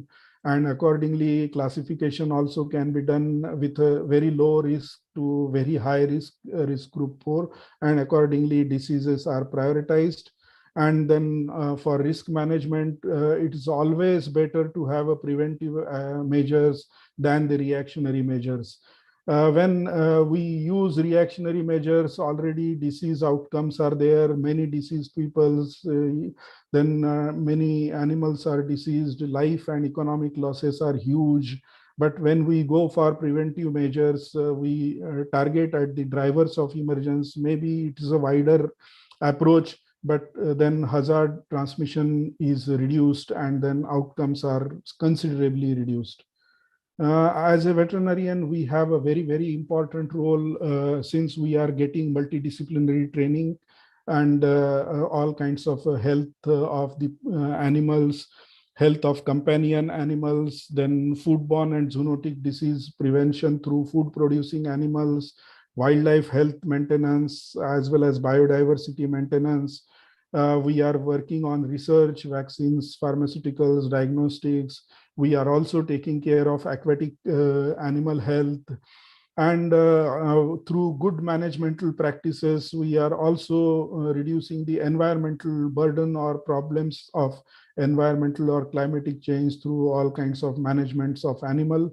And one of the important is the education of all kinds of stakeholders is a very important role of veterinarians. In entire food chain also, we are playing a very key role. Production, I have already narrated. During transportation also, we ensure that only healthy animals are transported. Yes, yes. Time is almost over. Last slide. So slaughter and entire food chain also we are taking care. So finally, these emerging diseases are multidimensional, and we have to have a collaborative approach at all the level, that is local, regional and national level, and different disciplines, they have to play a very important role. Thank you. For interesting presentation. Actually, all the three speakers, they have tried to relate with the condition in Maharashtra. Still, what we feel that the field veterinarians, they need answer to some problems they are facing in the field. It means a kind of a quick short answer to their problems they really face in the field. Often we are in academic and research institutions. So what we are expecting, many questions coming from the field veterinarians. For that, we have an interactive session, which I request Dr. Roopsi to take over so that we can answer some of the questions. And also I request to the presenters, please share your PPT so that we can share it with the field veterinarians, those interested in this. At the outset, I would like to thank all the speakers, Dr. P.S. Banerjee, Dr. S.K. Singh, and Dr. Kiran Bhilagaonkar, sir, for a nice presentation. We have a number of questions in the chat box. I will ask him to just slide it so that we can see, make the thing bigger, the chat box. थोड़ा सा बड़ा कर दीजिए chat box को. Okay.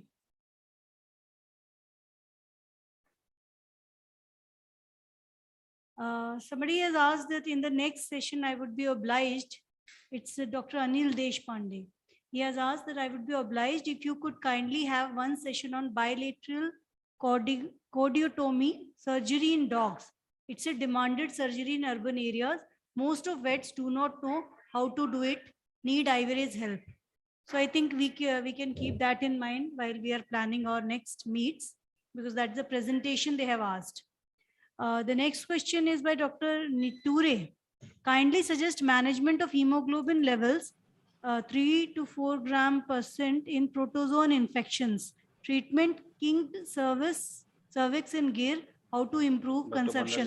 So there are two questions, I think, one related to reproduction and one Dr. Banerjee. Banerjee, sir, Yes. would you kindly respond to this question? Yes, yes. Management of This type of low level of hemoglobin is generally encountered in clinical anaplasmosis.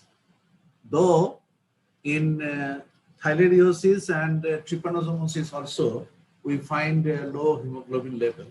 However, in the field, it is very difficult to manage this type of hemoglobin level in large animals, because we know that in large animals, blood transfusion is really a problem, because at least 3 to 4 liters of blood should be transfused, and that too from an animal which is clean. Otherwise, with that blood, we are going to introduce some other pathogens. So I know a few field veterinarians in Uttarakhand who practice, who usually do blood transfusion in anaplasmosis cases. That is one of the ways. And the other way is to go for, you know better that you go for the hematinics, but it will not readily increase the hemoglobin level. To increase the hemoglobin level, we have to go for blood transfusion, which is not an easy task in case of large animals. In dogs, it is possible. Thank you, sir. Dr. Nature, is it okay for you? Are you convinced, or you would like to ask something more?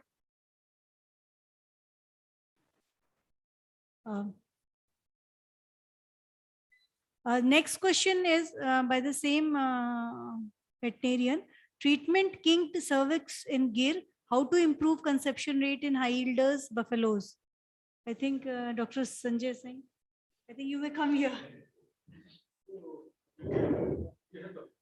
I have on the count.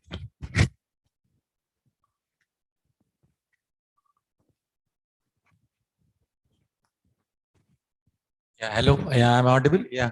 As you know, the king cervix, as the name itself indicate, kinged. Anything when you cannot pass the gun properly or any instrument through the cervix. But as far as the treatments are concerned, whenever you feel the king cervix, you are not able to pass the gun, especially at the time of stress. So I will suggest you at least you go for natural breeding system, means you use the bull where there are likely chances it may increase the fertility because the quantity of the semen will be more. So that you can practice. Another is way, because as we are being practiced in the embryo transfer, we are using cervical dilator. So you can try the dilator up to a certain extent for anterior part of the cervix. If you are able to dilute, you can pass the gun. Even then, if you are not able to pass the gun using some of the drugs are available, but they have different kind of success. I want to recommend you, but if you feel a specific drug, then I can tag you later. I can give you the information. But king service is a issue, but it is not, the number of cases are not as much as, I mean, it is hardly 1 out of 100 maybe having a king. But you have to detect the stress properly. If you have detected stress and you are not able to pass the gun, try to use the natural service. Even then, if natural service fail, you try to use some, like embryo transfer assisting device, like cervical dilator device. Try to do it. Even then, some devices are there which we dilate the, we get loosen that plug, some these cells surrounding the cervix. There's some drugs are there, but they are not very much successful. Best is, you can try natural service as well as some dilator service. Okay. How to improve conception rate in high yielders? Yeah, I think high yielders means just you have to see if high yielders is there, means major issue is the nutrition. Because most of the high yielders, they are the under negative energy balance. So first, if you are able to correct the nutrition part, then halfway success is achieved. Then second, you think, is there any parasites are there? If parasites, if you can take care of parasitic anti-parasitic some drugs, as Dr. Banerjee has pointed out, one drug enough to kill all the parasite types. So you can try all that kind of drug, or other than you can think of what is the really issue, which is negative energy balance. I have told, take care of the nutrition, then parasites, then specific causes are there. You have to explore, because buffalo as a general, lot of issues are there for consumption rate. I have given in my talks many issues. You can improve it. You can try it. Many hormonal, non-hormonal substances are there for the improvement of the success. It depends what type of cause is there. The moment you are able to explore the causes, treatment is there to certain extent. Thank you very much. Thank you, Dr. Singh. Yes, please. Okay, JD sir wants to add up. Yeah, it's a very good question and very good concern, how to improve the conception rate in buffalo. Although Dr. S.K. Singh has well answered, but I want to supplement. Actually, buffalo is a species peculiar in which the late ovulators.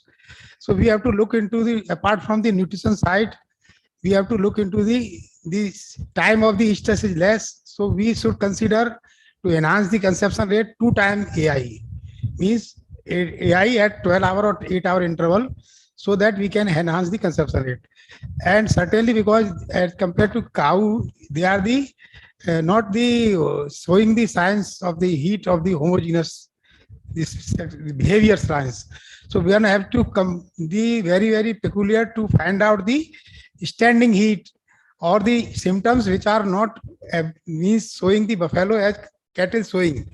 So otherwise the conception we will be getting as like cattle. So one has to consider is 2 times AI. Then if you want to enhance the consumption rate, apart from nutrition, you enhance the ovulation by giving a certain like drug like SCG or GnRH.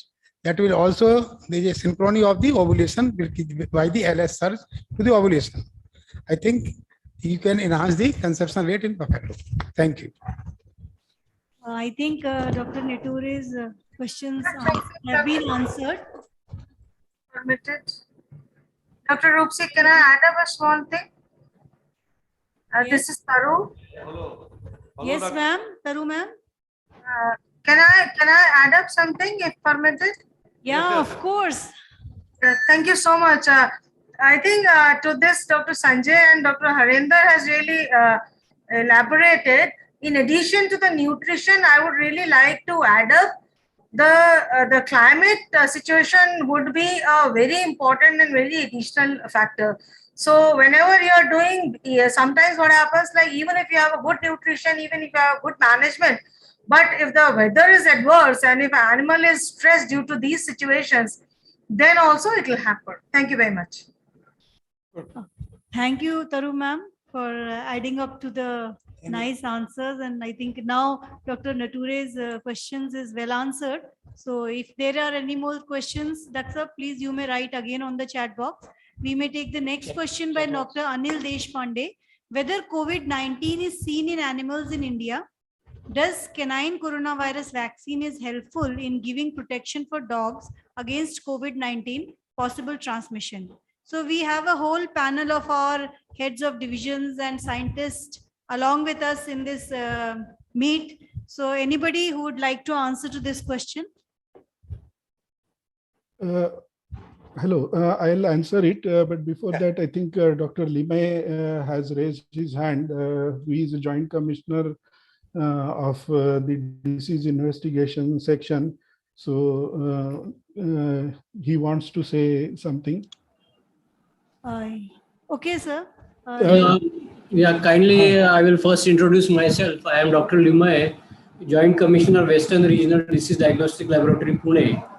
So now actually under the RDDL schemes, which are the 5 RDDLs for the country and the CDDL and IVRI. So basically what we expect from IVRI or CADRAD is the licensing or the feedback from CADRAD to all the 5 RDDLs which are present in the country. Because when we are going for the diagnosis of a laboratory diagnosis for a particular disease, then actually we need to have a standard uniform SOPs for carrying out the diagnosis of these diseases.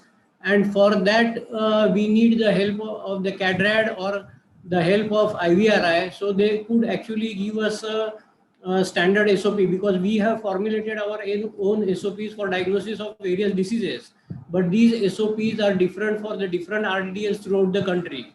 And the output of the result, suppose a sample is sent to a particular RDDL and the same sample is sent to a different RDDL, then there are chances that the result is sometimes different.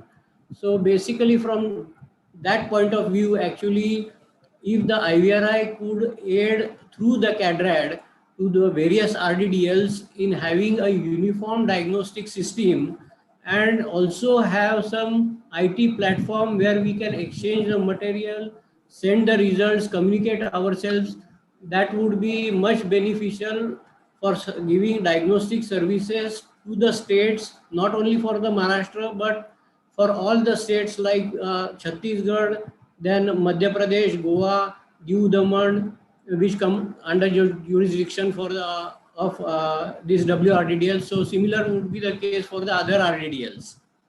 So this actually, I wanted that this from the IVRI side, it would be very much useful for the all the RDDLs to have a uniform diagnostic system throughout the country. Secondly, we have a very long-standing problem, and actually we had a discussion with Dr. Bilegaonkar also earlier, that every year we are facing a problem of botulism.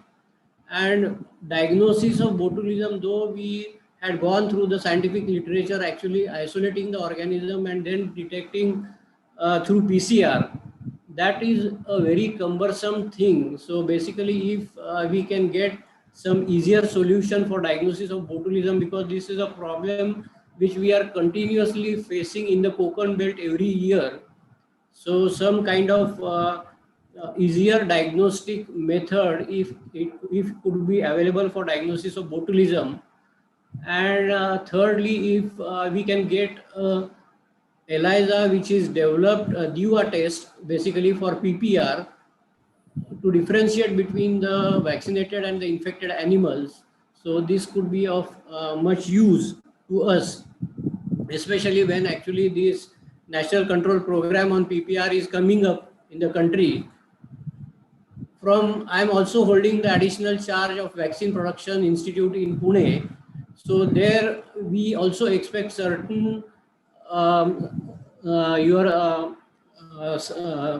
strains like your seed virus or other things. And for that, actually, if we can get those strains from your BP division or other concerned division from IVRI, so that would be very much useful for us to streamline the production of vaccines in the Institute of Veterinary Biological Products in Maharashtra.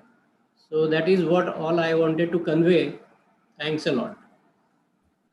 Thank you, Dr. Limay. Very nice suggestions, and we have noted down all. And we hope that we would be able to cater to most of them. So thank you very much for your views. We have been told that Dr. Panchpur, Regional Joint Director, Pune Region. He would like to share his views. So, Dr. Panchpur, please, if you are there. I think he is not there. Actually, I think Dr. Panchpur, he is actually busy with a meeting Some with meeting, Commissioner, yeah. sir. Okay, sir. Okay. Then Dr. B.D. Rajput, Joint Commissioner at Headquarters. He had also opined that he would like to give his views. So if he is here. Probably he is also in meeting, I think. Okay, sir. Then we would take, if any other higher officials are here with us who would like to give their views or their suggestions. May I have one suggestion? Yes, please. Myself, Dr. Sanjay Dhamankar, I am the District Animal Husbandry Officer, Palghar. I want to ask IVRI team whether they have any plans of continuing veterinary education for the field veterinarians of entire state or even entire country. It would be very appreciated if they could do this periodically. And especially the diseases or emerging and re-emerging diseases, and the recent advances in different techniques of diagnostics or even improvement of breeding processes.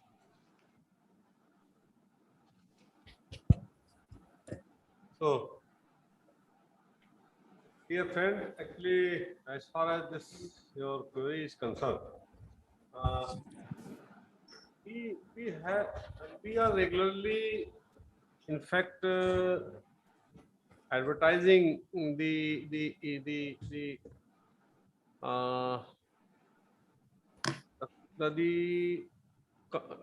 under continuous veterinary education, we are regularly advertising some of the important. We are asking the sponsorship or asking the nomination of the veterinary officers across the country. So, as far as some of the important areas are concerned, emerging areas are concerned, we have already identified some of the important topics to be undertaken under various short-term training program. So regularly, because of this last 2 years, because of this pandemic, we could not continue our hands-on trainings on various aspects of livestock health and production. Actually, this time also we have received number of requests from various part of the country, but we could not initiate, we could not materialize because of our this problem. Because you see, most of the important hands-on training programs require practical oriented activities. So I think you have to just wait. Things will be normalized, then we will be again asking the nomination from various state officials. So I think with the nominal expenses, we are organizing training program on various emerging and cutting areas of animal health and production. So I think in due course of time, we will be again advertising our areas of interest for organizing the training programs. So I think if it is arranged like today, like on online basis, that would also be appreciated. What basis? Online. You see, this can be, but you see, most of the important areas related to health, diagnostics, vaccine production, or some other aspects, they need some part of hands-on training. But our teams is really 2-3 days before, they were just thinking to initiate some of the important topics which are not requiring the practical aspect. So we will start online. There's no alternative. So we very soon we will decide. Thank you very much. Sir, again,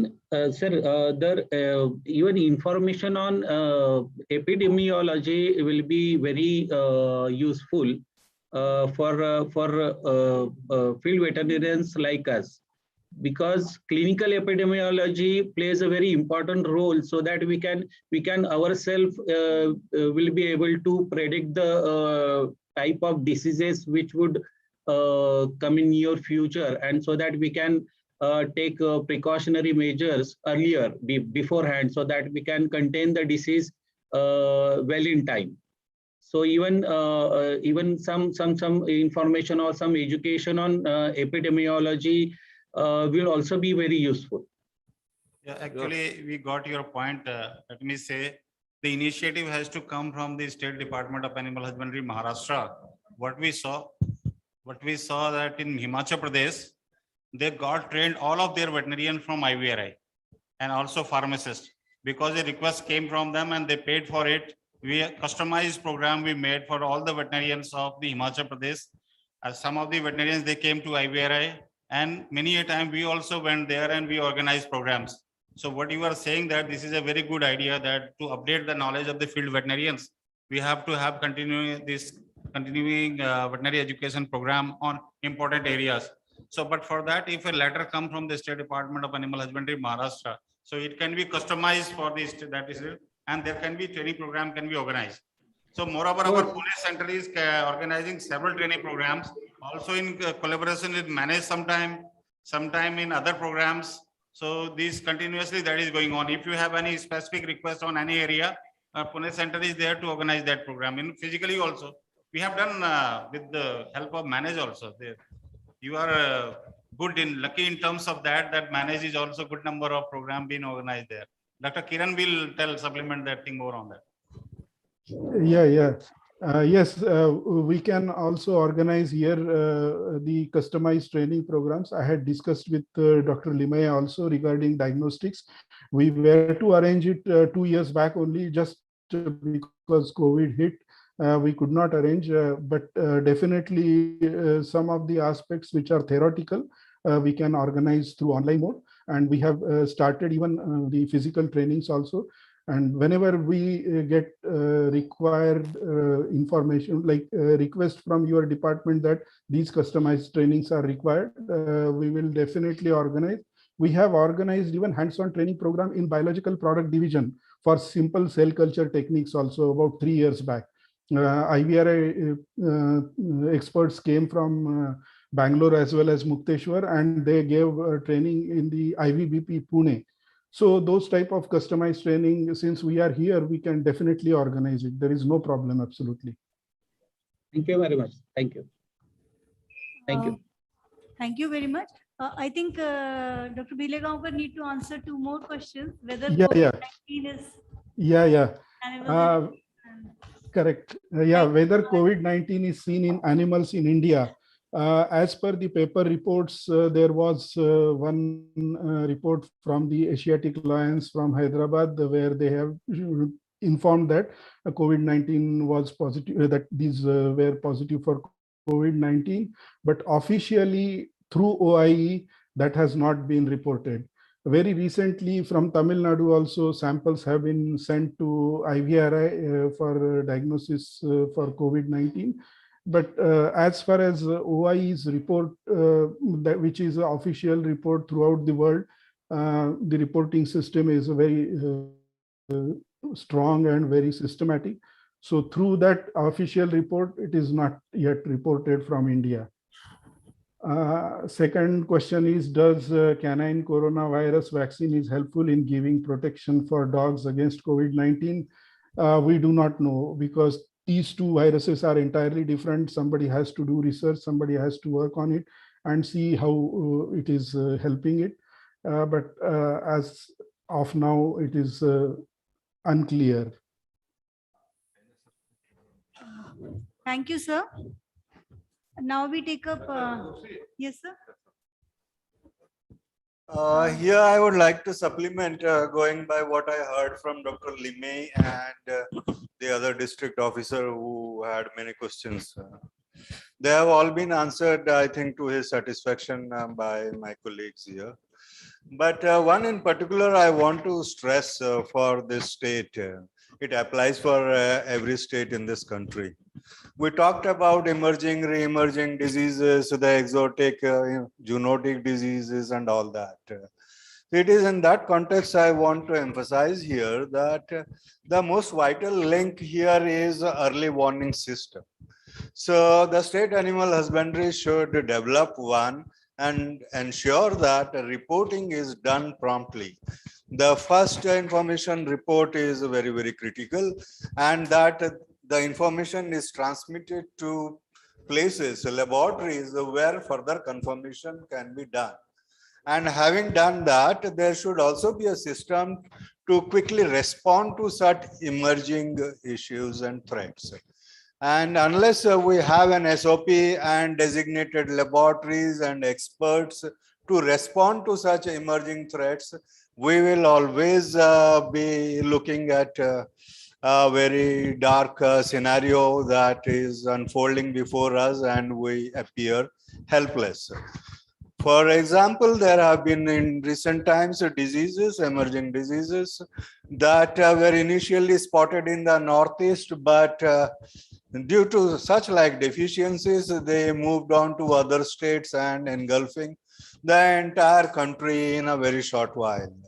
So the talk about ASF, that is top on our mind, but there have been instances when other pig diseases also happened like that. And also we have heard to Dr. Bilegaonkar that there are diseases which have earlier been confined to some restricted limited states, but they are expanding their spread to neighboring regions, KFD for one, JE for another.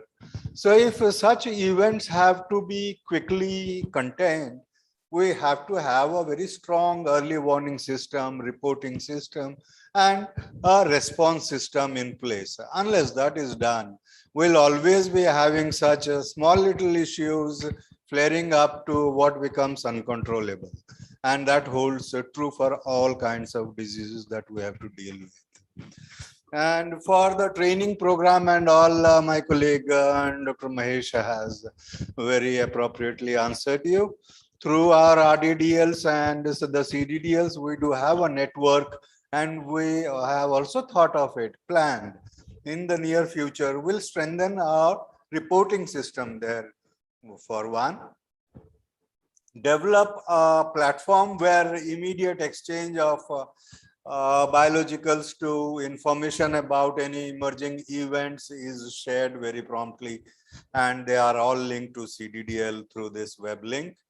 And also bringing about the uniformity in the testing system and all that we have been deliberating, we surely will address. The only limitation is for the CDDL, it has to be funded adequately by the DHD. So that often is one of the constraints that we have faced, but we still trying to make a strong case and the need to further strengthen our activities, though the network of RDDLs and CDDLs are already there for quite some time, more than a decade. But yeah, we still want further strengthening there. And tailor-made programs we have been doing and we shall do for Maharashtra or for any state whenever that comes. So continuing education is what was emphasized by the commissioner. That's a very good valid point, required for all kind of professional courses. So that applies to our veterinarians in the field, and we are trying to do that as much as we can, and we'll do that through our virtual platform, and more so physical on-hands training will be delivered on demand. We'll try to address that. Thank you. Thank you, Dr. Sai Kumar sir. Now we take up another question by Dr. Dhananjay Jagdale. What is the treatment for chronic mastitis, fibrosis of udder, atrophy of udder, spider in teeth?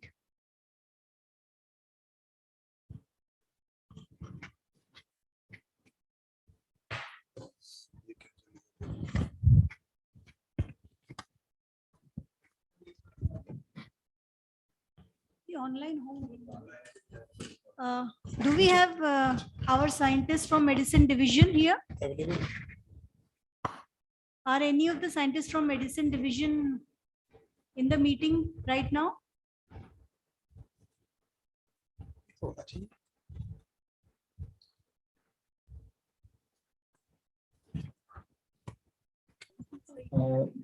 Ma'am, can I suggest something? Yes. We have our district deputy commissioner of Ratnagiri district, Dr. Shivajirao Jagdale, who has been practicing homeopathic medicine for years now, and he has developed some formulas, homeopathic formulas, by which the spider in the teats gets dissolved without any surgical interventions. So so I would like here to submit that even the alternative medicine like homeopathy, or even the other types of medicine should be like encouraged to be practiced on field. And I have seen so many people who have tried his medicines, and their problems have been resolved very quickly and very efficiently. Thank you.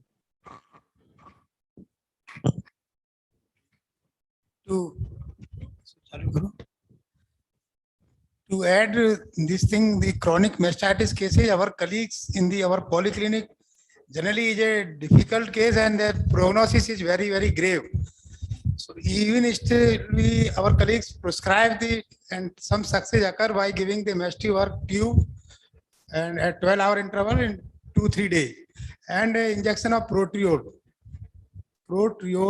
That is also very good broad spectrum, and also lysis of that internal that enzyme like lysis. So some success, 40 to 50% success they claim, but injection should be is a costly, and then for at least for 3 to 4 days. And even if the Dr. Dhananjay Jagdale is not satisfied, then he can send to WhatsApp, and we can send the answer by our consulting the expert from medicine. Thank you. Sir, good evening, sir. Thank you, sir. Now we take up another question. Dr. Kantilal Patle. Hello, good evening. Ma'am, Yeah. Dr. Dhananjay, Dr. Jagdale is there. Jagdale is live now. He would like to answer something. Please allow him. Sure, please. Hello. Yes. Am I Audible. Jagdale sahab bola. Jagdale sahab bola. हाँ sir. Oh, sir, I would like to tell all of us that I am mastitis specialist through the homeopathic medicines, and even chronic fibrosis can be absorbed or dissolved through the help of homeopathic medicines. Then afterwards, if there happens atrophy of mammary glands, it can be restructured, or the alveoli can be developed, and after parturition, the milk production can be regained, and also the teat spider can also be dissolved. If it is earlier, it can be dissolved. Sir, I am practicing homeopathic and Ayurvedic medicines in animals since last 20 years. And my conclusion is that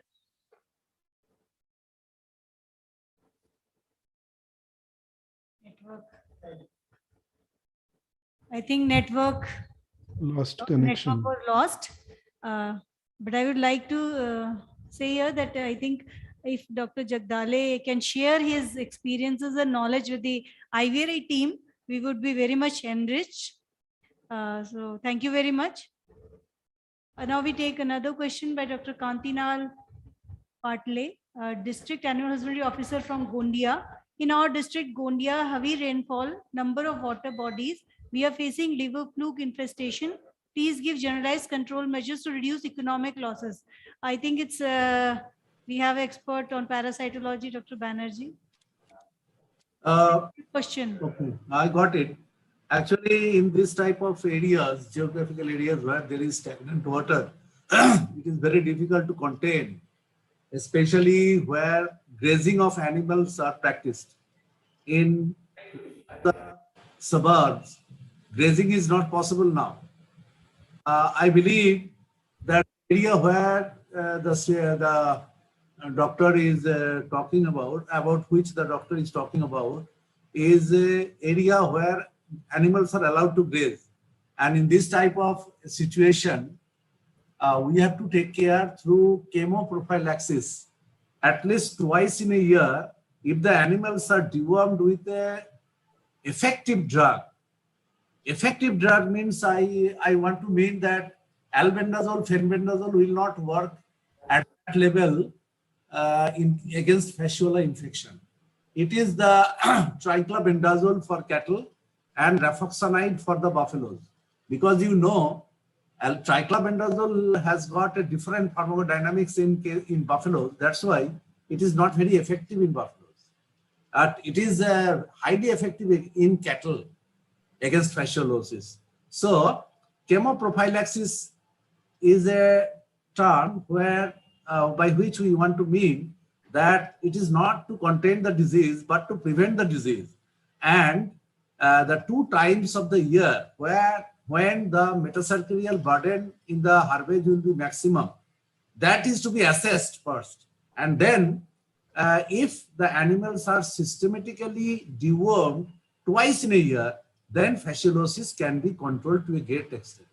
That is what I can say. But without visiting or without having the knowledge of that particular area, it is really very difficult to guess what is the exact time when deworming should be conducted. I think the doctor who put this question got my answer. And if he has got any further discussion, my mobile numbers and email I have given in the PowerPoint. We can talk at length. Thank you, Banerjee, sir. We have a next question from Sridhar Budde. As our Honorable Commissioner mentioned, please highlight on human way of mass killing of poultry in bird flu if need to cull large numbers. Human way of killing the birds. That has to be in case.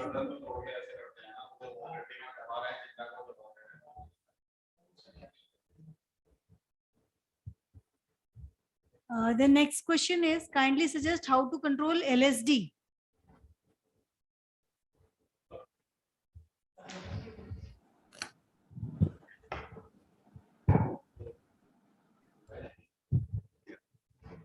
Yeah, regarding LSD control, there's been advisories issued by the DHD already, and that includes isolating infected animals, the first step, and then treating them also, quarantining these animals, alerting the necessary state officials that there is something suspicious here like LSD, and once confirmed by the veterinarians, this information to be transmitted to other stakeholders in and around the area so that they know about the impending risk there. And among all these things, there is one thing more importantly that has also been advised is the use of goat pox vaccine, which could also be used for providing protection, necessary protection.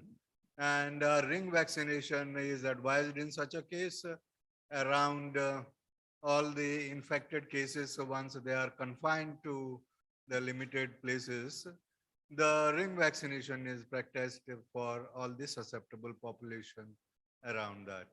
So these issues have been given widely circulated to all the state animal husbandry departments, and you could still approach DHD or even IVRI for any further information on this. Thank you. I think most of the questions have been answered. If still somebody having questions, you can ask through mailing the speakers. You can find out their mailing address, and we'll also share the PowerPoint presentations. If anybody wants to give a quick feedback on today's program, any suggestions, we need a quick feedback and any specific suggestion if you want to give, so that we can improve our programs in future. Hello. Yes, please. I am Regional Commissioner, Mumbai region. Hello. Yes, please go ahead. Dr.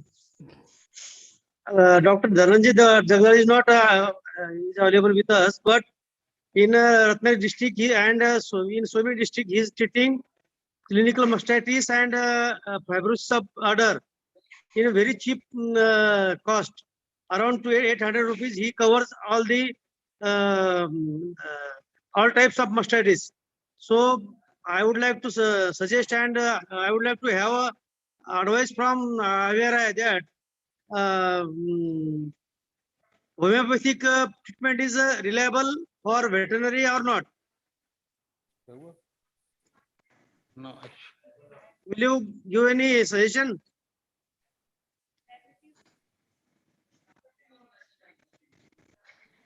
Homeopathy medicine is not in the permitted.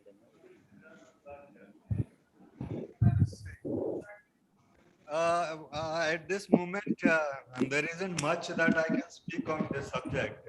Yeah. But one thing, nothing stops anybody from promoting a drug, be it of Ayurvedic, Unani, or modern veterinary medicine, or homeopathic. They are all allowed to be used. It's a matter that if those who are practicing homeopathic medicine for treating animals or for humans, they have their own rights.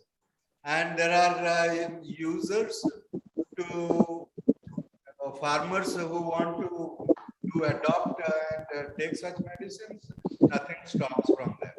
And always, if anything works well, that is accepted by the end users. So what's the issue there? Officially has did one course from, now he has joined Chennai College, and he has he might have completed short course of in this homeopathy, and he is going very nicely. Farmers from Kolhapur and Satara, Sangli, they are coming to him, and he is suggesting very well to the farmers. And around, I am again repeating that he is treating all types of mastitis in a very cheap way, that the farmers are not in position to spend thousands of rupees in mastitis, and they're not getting a nice result from antibiotics and whatever the treatment we are doing. We are doing by allopathic means and other means. I think one or two things I suggest.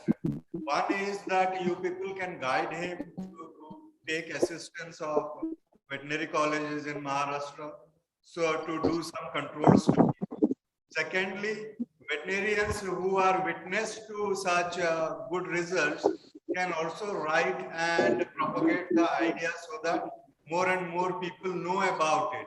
And ultimately that what is working in a limited place now will be finding utility in other places as well. So things have to be taken slowly but steadily through promoting what is working there and conducting also scientific studies, validating it scientifically, so that the reliance on this kind of therapy for such a huge, enormous problem of mastitis in the country, which we all incur heavy losses, and also very good high producing animals are lost. So keep doing the good work and see that it is popularized and written in all the mass media, and that it is scientifically tested. Dr. Jagdale, already I have told about you. Dr. Subhash, one more thing in addition to what Joint Director has said, you could always advise him, he could generate the pamphlets in Marathi highlighting the cost and also in English, and you share that. So that would give us something which is there, and you are saying that you validated and your pamphlet exists. Yes, and then you could write that what exactly it is. So the external people. Yes, he has distributed pamphlets. He's distributing some material to the farmers, and even now he's taking a small classes of this one farmers and educating them how to treat mastitis. So it is my request that our department should also follow the homeopathic medicine. So farmers will get treatment very cheap this one cheap rate. So, Dr. Saab, in addition to my colleagues, they have supplemented, but you see, using any drug in the field, there is some regulatory compliance. Okay. Kindly take care of regulatory compliance also, whether it is of any type of medicine. Until and unless there is some the compliance by regulatory authority. So you have to take care of these compliance also. Okay. Thank you.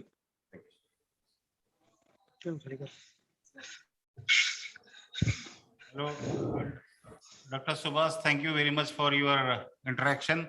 So you can always contact Central Homeopathy Council, and then you can intimate to them so that it can be validated into livestock systems, how it is working. You know, NDDB has engaged with one Dr. Kumar and Dr. Nair. They are promoting herbal medicine in a big way. But the moment state veterinary services are asked to implement it, everybody will ask third-party validation, whether it is validated or not. What is the recently there was some presentation, even I myself asked about who has validated this one for field application.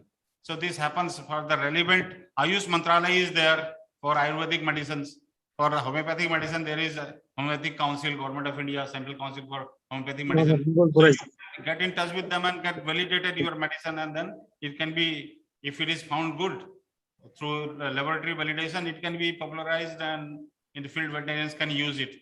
Otherwise, it is not advisable to use in that way. Now we are winding up. Thank you very much for all of you. We are very much thankful to our Honorable Director for being with us throughout the day, and all the speakers and all the participant field veterinarians and IVRI scientists, everyone who has participated, speakers and attendants, participants, every one of us.